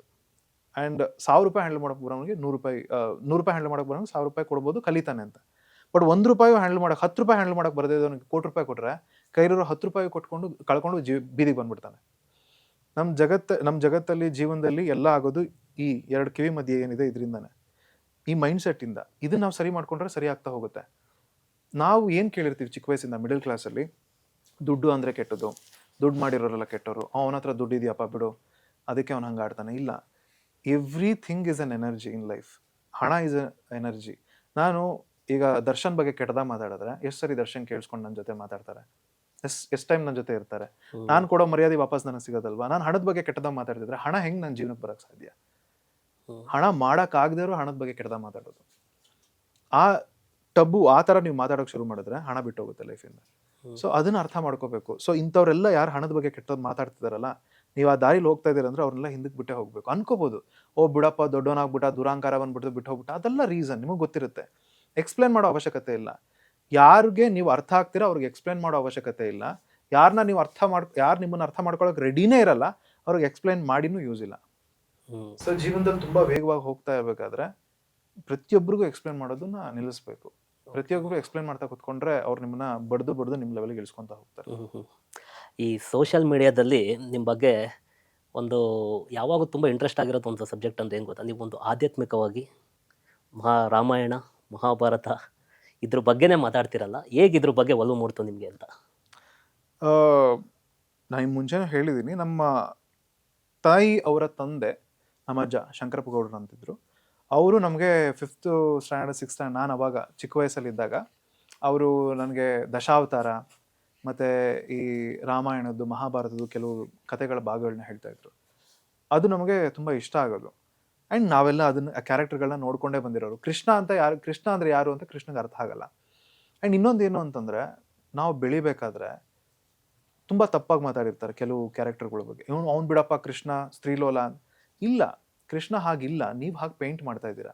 ಫಿಲಮ್ಗಳು ಇದುಗಳು ಅವನ್ನ ಹಾಗೆ ಪೇಂಟ್ ಮಾಡ್ತಿದೆ. ಫಸ್ಟ್ ಆಫ್ ಆಲ್ ಒಬ್ಬ ವ್ಯಕ್ತಿ ಆಗಲಿ ದೇವರಾಗಲಿ ನಮಗೆ ಹತ್ರ ಆಗಬೇಕು, ಅನ್ನೋ ಪ್ರೀತಿಸೋಕೆ ಶುರು ಮಾಡಬೇಕು ಅಂತಂದರೆ ಅವನ್ನ ಅರ್ಥ ಮಾಡ್ಕೋಬೇಕು. ಅರ್ಥ ಮಾಡದೆ ಯಾರನ್ನೂ ಯಾವುದನ್ನು ಪ್ರೀತಿಸೋಕ್ಕಾಗೋದಿಲ್ಲ. ಸೊ 5th ಸ್ಟ್ಯಾಂಡರ್ಡಲ್ಲಿ ನನಗೆ ನನ್ನ ತಂದೆಯವ್ರ ಫ್ರೆಂಡ್ ಬಾಲು ಅನ್ನೋರು ಒಂದು ಭಗವದ್ಗೀತೆ ಬುಕ್ ತಂದು ಕೊಟ್ಟಿದ್ರು. ಅದು ಮಕ್ಕಿ ಓದಿದ್ದು, ನನಗೇನು ಅರ್ಥ ಆಗಿರಲಿಲ್ಲ. ಅದಾದಮೇಲೆ ಇಂಜಿನಿಯರಿಂಗ್ ಆದಮೇಲೆ ಕೆಲಸ ಸಿಕ್ಕಿದ ಮೇಲೆ ತುಂಬ ಕಷ್ಟಗಳು ಬಂದು ಒಂದು ಡಿಪ್ರೆಷನ್ ಥರ ಸ್ಟಾರ್ಟ್ ಆದಮೇಲೆ ಆಮೇಲೆ ಈ ಕೆಲವು ಕಥೆಗಳೆಲ್ಲ ಅದನ್ನ ಮತ್ತೆ ನನಗೆ ಸಿಕ್ತು. ಒಂದು ಆರ್ಟಿಕಲಲ್ಲಿ ಓದಬೇಕಾದ್ರೆ ಇದು ಓದಬೇಕಾದ್ರೆ ಓ ಹಿಂಗೆ ಅಂತ ಅರ್ಥ ಆಯಿತು. ಆವಾಗ ನನಗೆ ಉಡುಪಿಲಿ ಒಂದು ಮಹಾಭಾರತದ್ದು ಸೆಟ್ ಪುಸ್ತಕಗಳು ಸಿಕ್ಕಿದ್ವು. ಅದರಲ್ಲಿ ಮಹಾಭಾರತದ ಬುಕ್ ಫಸ್ಟ್ ಒನ್ ಓದಿದಾಗ ಅದರಲ್ಲಿ ಒಂದು ಲೈನ್ ಬರುತ್ತೆ, ಮಹಾಭಾರತದಲ್ಲಿ ಏನಾದ್ರು ಇಲ್ಲ ಅಂತಂದರೆ ಅದನ್ನು ಜೀವನದಲ್ಲಿ ತಿಳ್ಕೊಳ್ಳೋ ಅವಶ್ಯಕತೆನೇ ಇಲ್ಲ ಅಂತ. ಯಾಕಂದರೆ ಇಲ್ಲಿ ಇಲ್ಲದೆ ಇರೋದು ಬೇರೆಲ್ಲೂ ಇಲ್ಲ ಅಂತ, ಇಲ್ಲಿ ಎಲ್ಲವೂ ನಡೆದಿದೆ ಅಂತ. ರಾಮಾಯಣದಲ್ಲಿ ಧರ್ಮದ ಬಗ್ಗೆ ಹೇಳ್ಕೊಡ್ತಾರೆ, ಮಹಾಭಾರತದಲ್ಲಿ ಆ ಧರ್ಮನ ಪಾಲನೆ ಮಾಡಬೇಕಾದ್ರೆ ಎಷ್ಟು ಕಷ್ಟಗಳು ಬರ್ತವೆ ಅನ್ನೋದು ಕಾಣಿಸುತ್ತೆ. ಅಲ್ಲೂ ಅಷ್ಟೇನೆ ರಾಮನ್ ಚಾಯ್ಸಸ್ ಹೆಂಗಿದೆ ಇವೆಲ್ಲ ನಾನು ಓದ್ಕೊಂಡು ಹೋಗ್ಬಿಟ್ಟೆ, ನನಗೆ ಪುಣ್ಯ ಬರಬೇಕು ಅಂತ ನಾನು ಓದ್ಕೊಂಡು ಹೋಗ್ತೀನಿ. ಎಷ್ಟೊಂದು ಜನ ಅದನ್ನೇ ಮಾಡೋದು, ಭಗವದ್ಗೀತೆ ಓದ್ತಾರೆ, ಪಾರಾಯಣ ಮಾಡ್ತಾರೆ, ಮಹಾಭಾರತ ಓದ್ತಾರೆ, ರಾಮಾಯಣ ಓದ್ತಾರೆ. ಯಾಕೆ? ಪುಣ್ಯ ಸಂಪಾದನೆಗೆ. ಜೀವನದಲ್ಲಿರೋ ಪ್ರಾಬ್ಲಮ್ನ ಸಾಲ್ವ್ ಮಾಡ್ಕೊಳಕ್ ಓದಿ. ನಿಮ್ಮ ಹತ್ರ ಒಂದು ಕ್ವಶನ್ ಇದ್ದಾಗ ಗುರುಗಳ ಹತ್ರ ಹೋಗಿ ಆ ಕ್ವಶನ್ ಇಟ್ಟರೆ ಗುರುಗಳು ಉತ್ತರ ಕೊಡ್ತಾರೆ. ಇಲ್ಲ ನಾನು ಸುಮ್ಮನೆ ಪ್ರವಚನ ಕೇಳೋಕೆ ಹೋಗಿದ್ದೀನಿ ಅಂತಂದರೆ, ಪುಣ್ಯ ಬರುತ್ತೆ ಅಂತ ಹೋಗಿದ್ದೀನಿ ಅಂದರೆ ಗುರುಗಳು ಹೇಳೋ ಮಾತು ಏನು ನನಗೆ ಇಲ್ಲಿಗೆ ಹೋಗಲ್ಲ, ಇಲ್ಲಿ ಕೇಳಿಸ್ಕೊಂಡು ಇಲ್ಲಿ ಹೋಗ್ತಾ ಇರುತ್ತೆ. ಒಂದು ಪ್ರಾಬ್ಲಮ್ ಇಟ್ಕೊಂಡು ಒಂದು ಜಾಗಕ್ಕೆ ಹೋಗಬೇಕು. ಈ ಪುಸ್ತಕಗಳಲ್ಲೂ ಹಾಗೇನೆ. ಸೊ ನಾನು ಆ ಪ್ರಾಬ್ಲಮ್ ಇಟ್ಕೊಂಡು ಆ ಪುಸ್ತಕಗಳನ್ನ ಓದೋಕೆ ಶುರು ಮಾಡಿದೆ. ಅವಾಗ ನಂಗೆ ಅದರಲ್ಲಿ ಉತ್ತರಗಳು ಕಾಣಿಸೋಕೆ ಸ್ಟಾರ್ಟ್ ಆಯಿತು. ಆ್ಯಂಡ್ ಆ ಉತ್ತರಗಳನ್ನ ನಾನು ಬೇರೆಯವ್ರಿಗೆ ಹೇಳಬೇಕು, ಅದನ್ನು ಹೇಳಬೇಕು ಅನ್ನೋ ತುಡಿತಾ ಇತ್ತು ನನಗೆ. ಯಾಕಂದರೆ ನಾನು ಪೊಯೆಟ್ರಿ ಬರೆಯೋಕ್ಕೆ ಶುರು ಮಾಡಿದ್ಮೇಲೂ ತುಂಬ ಜನ from all across the world ಬಂದು ಕನೆಕ್ಟ್ ಆಗ್ತಾಯಿದ್ರು. ನನಗೆ ಈ ಥರ ಸೂಸೈಡ್ ಮಾಡ್ಕೋಬೇಕು ಅಂತ ಅನಿಸ್ತಾ ಇದೆ, ಆ್ಯಂಡ್ ಅದು ಡಿಪ್ರೆಷನ್ ಜಾರ್ತಾ ಇದ್ದೀನಿ ಆ ಥರ ಎಲ್ಲ. ಸೊ ಅವ್ರ ಹತ್ರ ಮಾತಾಡ್ತಾ ನನಗೆ ಅರ್ಥ ಆಗಿದ್ದೇನು ಅಂತಂದರೆ, ಜಗತ್ತಲ್ಲಿ ಎಲ್ಲರಿಗೂ ಸೇಮ್ ಸಮಸ್ಯೆಗಳಿವೆ, ಬಟ್ ಸ್ಕೇಲ್ ಬೇರೆ, ಅವ್ರು ಡೀಲ್ ಮಾಡ್ತಾ ಇರೋ ರೀತಿ ಬೇರೆ. ಯಾಕಂದರೆ ಅವ್ರ ಕಲ್ಚರ್ ಬೇರೆ, ಅದು ಹೇಳ್ಕೊಡ್ತಾ ಇರೋ ನೀತಿ ಬೇರೆ ಅಂತ. ಸೊ ಆ ಥರ ಮಾತಾಡ್ತಾ ಒಂದು ಸ್ಟೈಲ್ ಬಂತು. ಅದು ಇಲ್ಲಿಗೆ ಬಂದ ಮೇಲೆ ಈ ತುಡಿತ ಇನ್ನೂ ಜಾಸ್ತಿ ಆಯಿತು. ಓಕೆ, ನನಗೆ ಇಲ್ಲೊಂದು ಇದು ಸಿಕ್ಕಿದೆ, ನನಗೊಂದು ವಜ್ರ ಸಿಕ್ಕಿದೆ, ಅದನ್ನು ನಾನು ಜಗತ್ತಿಗೆ ತೋರಿಸ್ಬೇಕು ಅಂತ ಅನ್ನೋದು.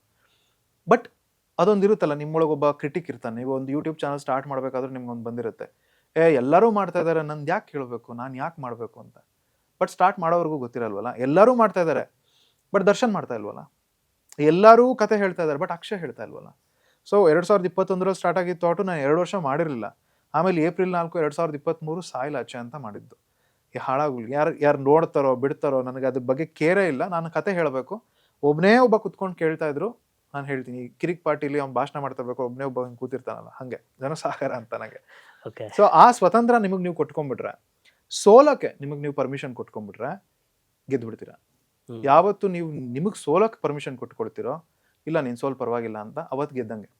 ಸೊ ಹಂಗೆ ಸ್ಟಾರ್ಟ್ ಮಾಡಿದ್ದು 25, 26, ಆಲ್ಮೋಸ್ಟ್ 28 ಪೋಸ್ಟ್ವರೆಗೂ ನಂಗೆ 150 ಜನ 200 ಜನ ಫಾಲೋವರ್ಸ್ ಇದ್ದಿದ್ದು ಅಷ್ಟೇ. ನಂದೇನು ಹೇಳಬೇಕಷ್ಟೇ, ನಂಗೆ ಹೇಳೋದ್ರಲ್ಲಿ ಖುಷಿ ಇದೆ. ಆ್ಯಂಡ್ ಹಾಗೆ ಹೇಳ್ತಾ ಹೇಳ್ತಾ ಜನ ಕನೆಕ್ಟ್ ಆದರು. ಆ್ಯಂಡ್ ಈಗಲೂ ಅದೇ ಮಾಡ್ಕೊಂಡು ಹೋಗ್ತಾ ಇದ್ದೀನಿ. ಆ್ಯಂಡ್ ಇದರಿಂದ ಏನಾಯಿತು ಅಂದರೆ, ನಾವು ಒಬ್ರಿಗೆ ಒಂದು ವಿಷಯನ ಎಕ್ಸ್ಪ್ಲೇನ್ ಮಾಡಿದಾಗ ನಮ್ಗೆ ಆ ವಿಷಯ ಇನ್ನೂ ಗಾಢವಾಗಿ ಅರ್ಥ ಆಗ್ತಾ ಹೋಗುತ್ತೆ. ಆ್ಯಂಡ್ ಎಸ್ಪೆಷಲಿ ಇದಂತ ಬಂದಾಗ ಒಂದು ಇದನ್ನು ತೊಗೊಂಡ್ರೆ, ವೇದಗಳು ಅಂತ ಬರುತ್ತೆ, 4 ವೇದಗಳಿವೆ. ಅದು ಬಿಟ್ಟು 5ನೇ ವೇದ ಭಗವದ್ಗೀತೆ ಅಂತ ಹೇಳ್ತಾರೆ. ಯಾಕಂದರೆ ಆ 4 ವೇದಗಳ ಸಾರ ಅದರಲ್ಲಿ ತುಂಬಿಕೊಂಡಿದೆ ಅಂತ.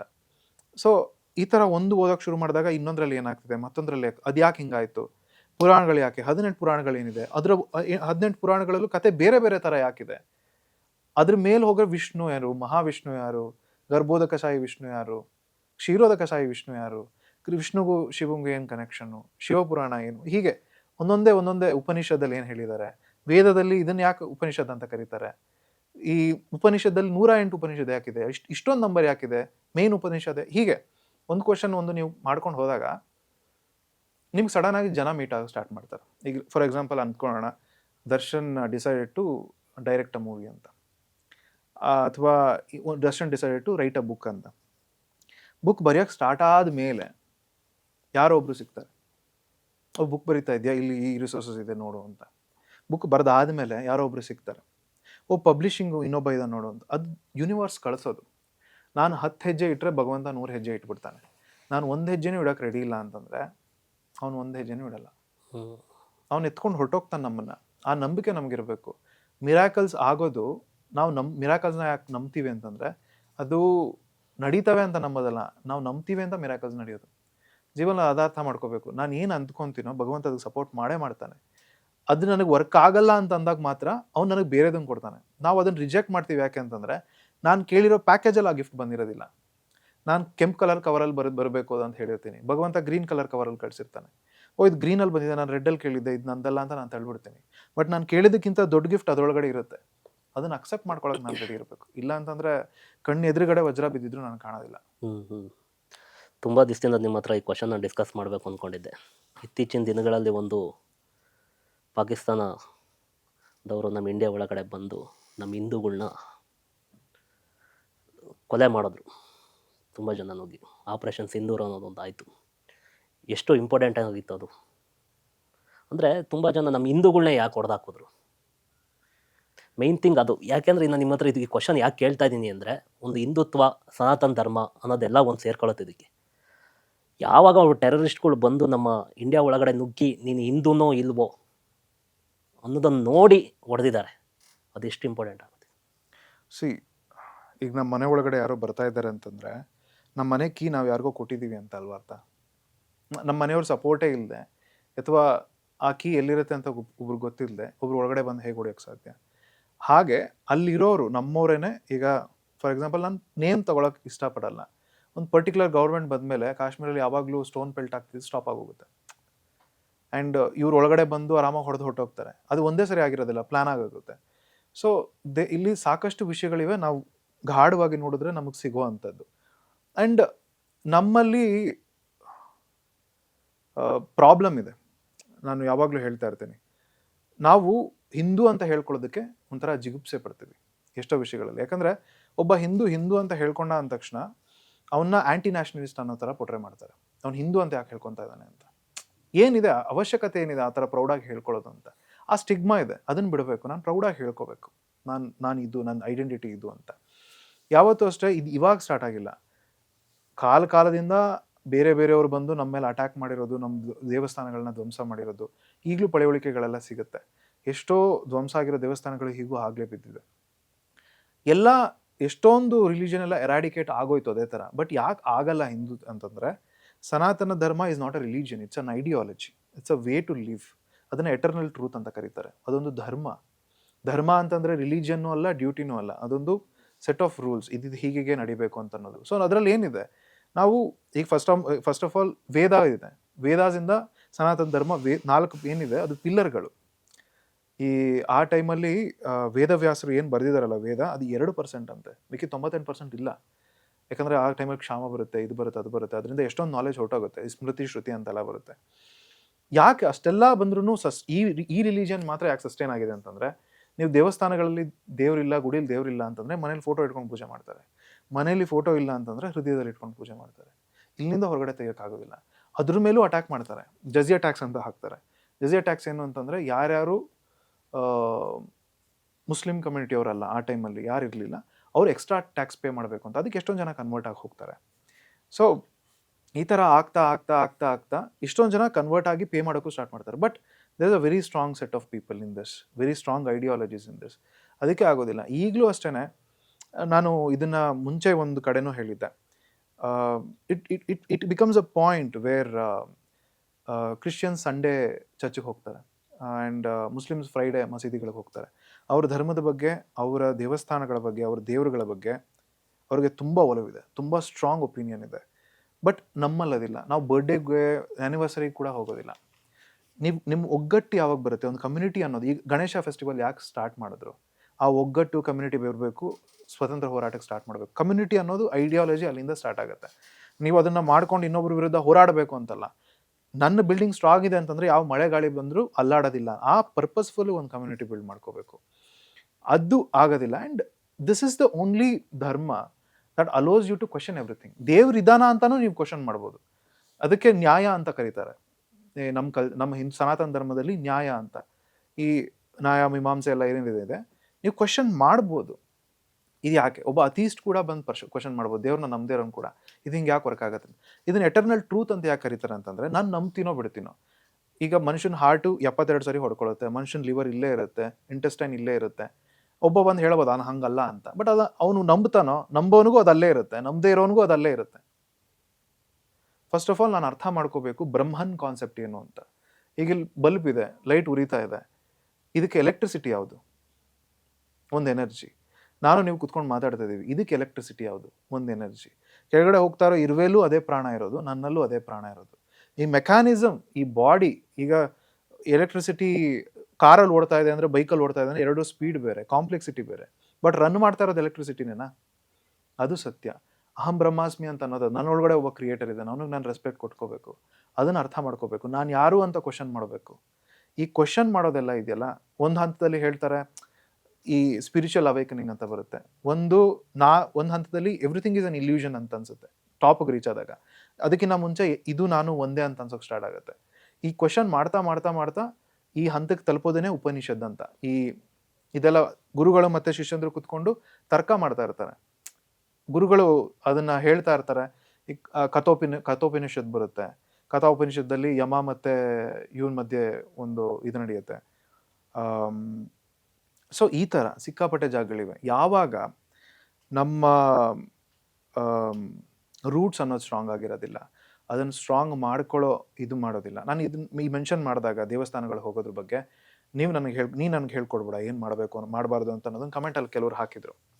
ನೀವು ಅಂಥವ್ರನ್ನ ಬದಲಾಯಿಸೋಕ್ಕಾಗೋದಿಲ್ಲ. ಬಟ್ ನಾನೇನು ಹೇಳೋದು, ಯಾವುದೇ ಒಂದು ಸೀರಿಯಸ್ ಇಶ್ಯೂ ಫಸ್ಟ್ ಜೋಕ್ ಆಗೇನೆ ಸ್ಟಾರ್ಟ್ ಆಗಿರುತ್ತೆ. ನಾನು ಜಸ್ಟ್ ಜೋಕ್ ಮಾಡಿದೆ ಅಂತ ಹೇಳಿರ್ತಾನೊಬ್ಬ, ಬಟ್ ಆ ಜೋಕು ಹೋಗ್ತಾ ಹೋಗ್ತಾ ಸೀರಿಯಸ್ ಆಗಿರುತ್ತೆ. ಅದನ್ನು ಜನ ಅಪ್ಕೊಂಡಿರ್ತಾರೆ. ಒಂದು ಪೇಪರ್ ತೊಗೊಳ್ಳೋಣ, ಪರ್ಟಿಕ್ಯುಲರ್ ಪೇಪರ್, ನಾನು ಅದ್ರ ಹೆಸರು ಹೇಳೋದಿಲ್ಲ. ಅವ್ರು ಹಾಕ್ತಾರೆ ಈ ರಂಜಾನ್ ಟೈಮಲ್ಲಿ ಉಪವಾಸ ಮಾಡೋದ್ರಿಂದ ಆರೋಗ್ಯಕ್ಕೆ ಏನೇನು ಬೆನಿಫಿಟ್ಸ್ ಅಂತ ಹಾಕ್ತಾರೆ. ಅದೇ ಪೇಪರ್ ಅವ್ರು ಹಾಕ್ತಾರೆ ಈ ಹಬ್ಬಕ್ಕೆ ಉಪವಾಸ ಮಾಡೋದ್ರಿಂದ ಆರೋಗ್ಯಕ್ಕೆ ಏನೇನು ಹಾನಿ ಆಗುತ್ತೆ ಅಂತ. They are continuously brain washing. And ನಾವು ಅದಕ್ಕೆ ಸ್ಥಿರವಾಗಿ ನಿಲ್ಲಿಲ್ಲ, ಕರೆಕ್ಟಾಗಿ ನಿಂತ್ಕೊಳ್ಳಿಲ್ಲ ಅಂತಂದರೆ ನಮ್ಮ ನೆಕ್ಸ್ಟ್ ಜನ್ರೇಷನ್ ಅವರು ದೇವಸ್ಥಾನಗಳಿಗೆ ಹೋಗೋದೇ ಇಲ್ಲ. ನಮ್ಮತನದಿಂದ ನಮ್ಮನ್ನು ದೂರ ಮಾಡೋ ಪ್ರಾಸೆಸ್ಸೇ ಇದು. ನನಗೆ ಅದನ್ನು ಅವಲೋಕನ ಮಾಡಿ, ಈ ಥರ ನಾನು ಓದಿ ಇಂಥ ಕಂಟೆಂಟ್ಗಳನ್ನ ನೋಡಿ ನಾನು ತಿಳ್ಕೊಳ್ಳಿಲ್ಲ ಅಂತ, ನನ್ನ ಕಂಟೆಂಟ್ ನಾನು ನೋಡಿ ಅಂತ ಹೇಳ್ತಾ ಇಲ್ಲ. ನನಗಿಂತ ತುಂಬ ಕಲ್ತಿರೋರು, ತುಂಬ ತಿಳ್ಕೊಂಡಿರೋರು ಇದ್ದಾರೆ. ಅವ್ರ ಕಂಟೆಂಟ್ಗಳನ್ನ ನೋಡಿ, ಹೋಗಿ ಕುತ್ಕೊಳ್ಳಿ. ಯಾಕೆ ಹೋಗಬೇಕು? ಕ್ವಶನ್ ಮಾಡ್ಕೊಳ್ಳಿ. ದೇವಸ್ಥಾನಗಳಿಗೆ ಯಾಕೆ ಹೋಗ್ತೀರಾ? ಚಪ್ಪಲ್ ಯಾಕೆ ಬಿಡ್ತೀರಾ ಹೊರಗಡೆ? ಯಾಕಂದರೆ ಆಲ್ ಬ್ಯಾಡ್ ಎನರ್ಜಿ ಚಪ್ಪಲಲ್ಲಿರುತ್ತೆ. ಆ್ಯಂಡ್ ಅದನ್ನು ಬಿಟ್ಟು ಹೊರಗಡೆ ಬರಬೇಕು. Everything is N energy. ನೀವು ಒಳಗಡೆ ಹೋದಾಗ ಬರಿಗಾಲಲ್ಲಿ ಹೋಗಲಿಲ್ಲ ಅಂತಂದರೆ ಆ ದೇವಸ್ಥಾನದಲ್ಲಿ ಇರೋ ಎನರ್ಜಿ ನೀವು ಅಬ್ಸರ್ವ್ ಮಾಡ್ಕೊಳ್ಳೋಕ್ಕಾಗಲ್ಲ. ಎದುರುಗಡೆ ಧ್ವಜಸ್ತಂಭ ಯಾಕಿದೆ? ಆ ಎನರ್ಜಿ ಬರ್ತಾ ಇರೋದು ರಿವರ್ಬರೇಟ್ ಆಗಿ ನಿಮಗೆ ಎಕ್ಸ್ಟ್ರಾ ಎನರ್ಜಿ ಬರುತ್ತೆ. ಅಲ್ಲಿ ಯಾಕೆ ಕುತ್ಕೋಬೇಕು? ಅಲ್ಲಷ್ಟು ಎನರ್ಜಿ ಇದೆ, ಅದನ್ನು ಅಬ್ಸರ್ವ್ ಮಾಡ್ಕೊಳ್ಳೋಕೆ ನೀವು ಕುತ್ಕೋಬೇಕು. ಹೆಣ್ಮಕ್ಳು ಯಾಕೆ ಸಾಷ್ಟಾಂಗ ನಮಸ್ಕಾರ ಹಾಕಬಾರ್ದು? ಯಾಕೆ ಮೆಟರ್ನಿಟಿ ಇದು ಮುಟ್ಟಾಗಿದ್ದಾಗ ಅವ್ರು ದೇವಸ್ಥಾನಕ್ಕೆ ಹೋಗಬಾರ್ದು? ಯಾಕಂದರೆ ದೇವಸ್ಥಾನದ ಎನರ್ಜಿ ಅಪ್ವರ್ಡ್ಸ್ ಇರುತ್ತೆ, ಹೆಣ್ಮಕ್ಳ ಎನರ್ಜಿ ಆ ಟೈಮಲ್ಲಿ ಡೌನ್ವರ್ಡ್ಸ್ ಇರುತ್ತೆ, ಬ್ಯಾಲೆನ್ಸ್ ತಪ್ಪು ಹೋಗುತ್ತೆ. ಇದು ಸನಾತನ ಧರ್ಮ. ಪ್ರತಿಯೊಂದು ಹೇಳಿರೋದಕ್ಕೂ ಒಂದು ರೀಸನ್ ಇದೆ. ಆ ರೀಸನ್ನ ನೀವು ಅರ್ಥ ಮಾಡ್ಕೊಂಡು ಪಾಲಿಸ್ಕೊಂಡು ಹೋದರೆ ಇಲ್ಲಿ ಕಲಿಯೋದಕ್ಕೆ ಸಿಕ್ಕಾಪಟ್ಟೆ ಇದೆ. ಬಟ್ ಇಲ್ಲ, ಅವ್ರಿಗೆ ಕಲಿಯೋಕ್ಕೆ ಇಷ್ಟ ಇಲ್ಲ. ಹೇಳೋರನ್ನ ಕೇಳಿದ್ರೆ ಬ್ಲೇಮ್ ಮಾಡಬೇಕು. ಈಗ ನನ್ನ ದೇವ್ರನ್ನ ನಂಬ್ತೀನಿ ಅನ್ನೋನಿಗಿಂತ ದೇವ್ರು ಎಲ್ಲಿದ್ದಾನೆ ಅಂತ ಕೇಳೋನ ಮರ್ಯಾದೆ ಜಾಸ್ತಿ. ಯಾಕಂದರೆ ಅವ್ನು ಬುದ್ಧಿವಂತ ಅಂತ ಅನ್ಸ್ಕೊತಾನೆ, ಕ್ವಶನ್ ಮಾಡೋನು ಬುದ್ಧಿವಂತ ಅನ್ಸ್ಕೊತಾನೆ. ಯಾಕೆ ಅಂತ ಕ್ವಶನ್ ಮಾಡಲಿ. ನಾನು ಹೇಳೋದ್ನಲ್ಲ, ಲಿವರ್ ಇಲ್ಲೇ ಇದೆ, ಅದು ನೀನು ಕ್ವಶನ್ ನಂಬ್ತೀಯೋ ಬಿಡ್ತೀಯೋ ಅದು ಅಲ್ಲೇ ಇರುತ್ತೆ. ಬಟ್ ನೀನು ಕ್ವಶನ್ ಮಾಡ್ಕೊಂಡು ಅಲ್ಲಿದೆ ಅಂತ ರೀಚ್ ಆಗೋದು ಕರೆಕ್ಟ್ ಟೈಮಲ್ಲಿ ರೀಚ್ ಆಗ್ತೀಯಾ ಅದನ್ನ ನೋಡು. ಯಾಕಂದರೆ ನೀನು ಕರೆಕ್ಟ್ ಟೈಮಲ್ಲಿ ರೀಚ್ ಆಗಲಿಲ್ಲ ಅಂತಂದರೆ ನೀನು ಒಂದು ಮಕ್ಕಳನ್ನ ಪ್ರೊಡ್ಯೂಸ್ ಮಾಡ್ತೀಯ, ಅವರು ಇದೇ ಕ್ವಶನ್ ಮಾಡ್ತಾರೆ. ನಾನು ಏನೂ ಅರ್ಥ ಮಾಡ್ಕೊಳ್ದೆ ಮಾಡ್ತಾ ಇದ್ದೀನಿ ಅಂತಂದರೆ, ಈ ಒಬ್ಬ ಪೂಜೆ ಮಾಡ್ತಾ ಇರ್ತಾನೆ, ಒಂದು ಫೇಮಸ್ ಕತೆ ನಾನು ಬೇರೆ ಕಡೆನೂ ಹೇಳಿದ್ದೀನಿ, ಪೂಜೆ ಮಾಡ್ತಾ ಇರ್ತಾನೆ, 20 ವರ್ಷಕ್ಕೆ ಅವ್ನ ಫ್ಯಾಮಿಲಿ ಆ ಪೂಜೆ ನಡಿಬೇಕು. ಪೂಜೆ ಮಾಡ್ತಾ ಇರ್ಬೇಕಾದ್ರೆ ಅವ್ನ ಮನೇಲಿ ಬೆಕ್ಕು ಓಡಾಡ್ತಾ ಇರುತ್ತೆ ಆ ಕಡೆ ಈ ಕಡೆ, ಪೂಜಾ ಸಾಮಗ್ರಿ ಮೇಲೆಲ್ಲ ಕಾಲು ಇಟ್ಕೊಂಡು ಓಡಾಡ್ತಾರೆ, ಅವ್ನು ಸಿಕ್ಕಾಪಟ್ಟೆ ಹಿಂಸೆ ಆಗುತ್ತೆ. ಬೆಕ್ಕನ್ನ ತೊಗೊಂಡೋಗಿ ಹೊರಗಡೆ ಗೇಟ್ ಕಟ್ಬಿಟ್ಟು ಪೂಜೆ ಮಾಡ್ತಾನೆ. ಅವ್ನ ಮಗ ಆಮೇಲೆ ಅವ್ನ ತಂದೆ ತೀರ್ಕೊಂಡ್ಬಿಡ್ತಾನೆ. ಮಗ 20 ವರ್ಷ ಆಗಿರುತ್ತೆ, ಪೂಜೆ ಮಾಡಬೇಕು, ಬೆಕ್ಕಿಲ್ಲಿ ಅಂತ ಹುಡುಕ್ತಾನೆ. ನಮ್ಮ ಮನೇಲಿ ಬೆಕ್ಕಿಲ್ಲ, ಬೆಕ್ಕು ಕಟ್ಟಬೇಕು ಗೇಟ್ಗೆ ಅಂತ. ಅವ್ರ ತಂದೆ ಬೆಕ್ಕು ಓಡಾಡ್ತಿತ್ತು ಅಂತ ಕಟ್ಟಿರ್ತಾನೆ ಅಂತ ಅವ್ನಿಗೆ ಗೊತ್ತಿಲ್ಲ. ಅವ್ನು ಏನು ಅನ್ಕೊಂಡಿದ್ದಾನೆ, ಬೆಕ್ಕು ಕಟ್ಬಿಟ್ಟೆ ಪೂಜೆ ಮಾಡಬೇಕು ಅಂತ ಅನ್ಕೊಂಡಿದ್ದಾನೆ. ಅದು ಈ ಲಾಸ್ಟ್ ಇನ್ ಟ್ರಾನ್ಸ್ಲೇಷನ್ ಅಂತ ಕರೀತಾರೆ, ಅದು ಪ್ರಾಬ್ಲಮ್ ಆಗೋದು. Same it happens in same ಬಾಂಗ್ಲಾದೇಶಲ್ಲೂ ನಮ್ಮ ಹಿಂದೂ ಬಗ್ಗೆ ಸ್ವಲ್ಪ ಗಲಾಟೆಗಳೆಲ್ಲ See, ಸಿಕ್ಕಾಪಟ್ಟೆ ಆಗೋಯ್ತು ಅದ್ರ ಬಗ್ಗೆ. ನಾನು ಹೇಳ್ತೀನಲ್ಲ, you can speak about anything, question anything here. ನಮ್ಮ ಧರ್ಮನೂ ಅದನ್ನು ಅಲೋ ಮಾಡುತ್ತೆ. ಕೃಷ್ಣ ಕೂಡ ಅದನ್ನು ಭಗವದ್ಗೀತೆಯಲ್ಲಿ ಹೇಳ್ತಾನೆ, ಇತೀತೆ ಜ್ಞಾನಂ ಅಖ್ಯಾತಂ ಗುಹ್ಯಾತ್ ಗುಹ್ಯಾತರಂ ಮಾಯ ವಿಮೃಶೇತ ದಾಶೇಷೇನ ಯಥೇಚ್ಛಸಿ ತಥಾಕುರು ಅಂತ. ಅಂದರೆ ಜಗತ್ತಲ್ಲಿ ಅತಿ ಗೌಪ್ಯವಾಗಿರೋ ಸೀಕ್ರೆಟ್ಗಳನ್ನೆಲ್ಲ ನಾನು ನಿಂಗೆ ಹೇಳ್ಬಿಟ್ಟಿದ್ದೀನಿ. ಅದ್ರ ಜೊತೆ ಇದ್ರ ಮೇಲೆ ಏನು ನಿರ್ಧಾರ ಮಾಡ್ತೀಯೋ, ಏನು ತಗೊಳ್ತೀಯೋ ಅದು ನಿನಗೆ ಬಿಟ್ಟಿದ್ದು, ನಾ ಏನು ಹೇಳೋದಿಲ್ಲ ಅಂತ. ಕೃಷ್ಣ ಹೇಳೋದಿಲ್ಲ ನೀನು ಇದನ್ನು ಪಾಲಿಸಲಿಲ್ಲ ಅಂದರೆ ನನಗೆ ಶಿಕ್ಷೆ ಆಗುತ್ತೆ, ನೀನು ನರಕಕ್ಕೆ ಹೋಗ್ತೀನಿ ಅಂತ. ಇಲ್ಲ, ಹೇಳೋದಿಲ್ಲ. ನಾನು ಹೇಳ್ಬಿಟ್ಟಿದ್ದೀನಿ ಇದ್ರ ಮೇಲೆ ನಿನಗೆ ಬಿಟ್ಟಿದ್ದು ಅಂತ. ಅದು ಆದಮೇಲೂ ಅವ್ನು ಮಾಡ್ತಿದ್ದಾಗ ಇವನೇ ಚಕ್ರ ತಗೊಂಡು ಭೀಷ್ಮನ ಕೊಲ್ಲಕ್ಕೆ ಹೊಡ್ತಾನೆ. ರೈಟ್? ಎಲ್ಲಾನು ಕ್ವಶನ್ ಮಾಡೋದು ಅಧಿಕಾರ ಇದೆ. ನೀವು ಅವ್ರ ಸಂಖ್ಯೆನೇ ಹೆಚ್ಚಾಗಿರೋ ಕಂಟ್ರಿಗಳೆಲ್ಲ ನೋಡಿ, ಅಂದರೆ ಅಲ್ಲಿ ಏನಾರು ಒಂದು ಪ್ರಾಬ್ಲಮ್ ಇದ್ದೇ ಇರುತ್ತೆ. ಅಂದರೆ ಅದು ಅವ್ರ ಪ್ರಾಬ್ಲಮ್ ಅಂತ ನಾನು ಹೇಳ್ತಾ ಇಲ್ಲ. ನಮ್ಮಲ್ಲಿ ಹೇಗೆ ತುಂಬ ಸ್ಟ್ರಾಂಗ್ ಆಗಿರಬೇಕು, ಇಲ್ಲಿ ಹೇಗೆ ಕಲ್ಚರ್ ಇದೆ, ನೀವು ಎಲ್ಲವನ್ನೂ ಅಲೋ ಮಾಡ್ಬೋದು, ಎಲ್ಲವನ್ನೂ ತಗೋಬೋದು ಆ್ಯಂಡ್ ಕ್ವಶನ್ ಮಾಡ್ಬೋದು. ಇಲ್ಲಿ ಬಹಳ ಒಳ್ಳೆ ಜನಗಳಿದ್ದಾರೆ. ನಾವು ಅವ್ರನ್ನ ಪರ್ಟಿಕ್ಯುಲರ್ ಆಗಿ ಬಯಕ್ಕೆ ಹೋಗಬಾರ್ದು. ಈಗ ಅಲ್ಲಿಂದ ಬಂದು ಅವ್ರದ್ದೊಂದು ಪರ್ಟಿಕ್ಯುಲರ್ ಜಾಗ ಇದೆ, ಅಲ್ಲಿ ಆ ಥರ ಟೀಚಿಂಗ್ಸ್ಗಳೆಲ್ಲ ಇವೆ. ತುಂಬ ಜನ ಪಾಯಿಂಟ್ ಮಾಡಿ ಹೇಳ್ತಾರೆ ವೆಸ್ಟರ್ನ್ ಕಂಟ್ರೀಸಲ್ಲಿ. ಸೊ ಆ ಥರ ಪಾಯಿಂಟ್ಸ್ ಎಲ್ಲ ಬಂದಾಗ ನಾವು ಸ್ಟ್ರಾಂಗ್ ಆಗಿಲ್ಲ ಅಂತಂದರೆ ಬೇರೆಯವ್ರು ಏನೇ ಬಂದು ಹೇಳಿದ್ರು ಅದನ್ನು ನಾವು ಒಪ್ಕೊಳ್ತೀವಿ ಅಂತ ಆಗುತ್ತೆ. And that is the problem where it starts ಅಂತ. ನಮ್ಮ ಬೇರೆ ಗಟ್ಟಿಯಾಗಿದ್ದರೆ ಯಾರು ಆ ಮರನ ಬಿಡ್ಸೋಕ್ಕಾಗೋದಿಲ್ಲ. ಆ್ಯಂಡ್ ನಮ್ಮ ಸಪೋರ್ಟ್ ಇಲ್ಲದೆ ಯಾರು ಬಂದು ನಮ್ಮನ್ನು ಹೊಡೆಯೋಕ್ಕಾಗೋದಿಲ್ಲ. ನಾವೇ ಸಪೋರ್ಟ್ ಮಾಡ್ತಾ ಇರೋದು.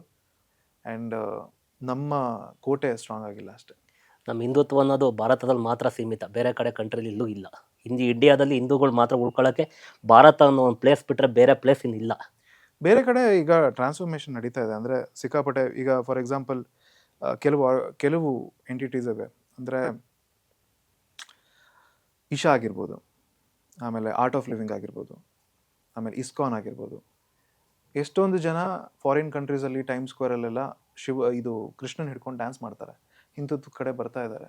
It's an ideology. I told you, it is not a dharma. ನಾವು ಅದನ್ನು ಅರ್ಥ ಮಾಡ್ಕೋಬೇಕು. ಇಟ್ಸ್ ಅನ್ ಐಡಿಯಾಲಜಿ ಅಂತ. ಆ್ಯಂಡ್ ಅವ್ರಿಗೆ ಅರ್ಥ ಆಗ್ತಿದೆ ಇದರಲ್ಲಿ ಏನೋ ಒಂದಿದೆ ಅಂತ ಬರ್ತಾ ಇದ್ದಾರೆ. ಪ್ರತಿಯೊಂದರಲ್ಲೂ ಏನೋ ಒಂದಿದೆ, ಆಯಿತಾ? ಅದನ್ನು ನಾವು ಹೇಗೆ ತೊಗೊಳ್ತೀವಿ ಅಂತ ಅನ್ನೋದು ಮೇನ್ ಆಗುತ್ತೆ. ಕೆಲವರಿಗೆ ಜೀವನ ಅನ್ನೋದು ತುಂಬ ಸರಳವಾಗಿರುತ್ತೆ, ಕೆಲವರಿಗೆ ತುಂಬ ಕಷ್ಟ ಆಗಿರುತ್ತೆ. ಇದ್ರ ಬಗ್ಗೆ ಏನು ಹೇಳೋಕ್ಕೆ ಇಷ್ಟಪಡ್ತೀರಾ ನೀವು? ಜೀವನ ಕಠಿಣ ಮತ್ತು ಸರಳ ಮಾಡ್ಕೊಳ್ಳೋದು ನಾವೇ ಅಂತ ನನಗನ್ಸುತ್ತೆ. ಕಠಿಣ ಅಂತಂದಾಗ ನಾನೀಗ ನಿರ್ಧಾರ ಮಾಡ್ಕೊಂಬಿಟ್ಟೆ ಅಂತ ಅಂದ್ಕೊಳ್ಳೋಣ, ಜೀವನ ನಂದು ಕಷ್ಟ ಅಂತ. ಅಲ್ಲಿಂದ ನಾನು ಯಾರೂ ಎತ್ತಕ್ಕಾಗೋದಿಲ್ಲ.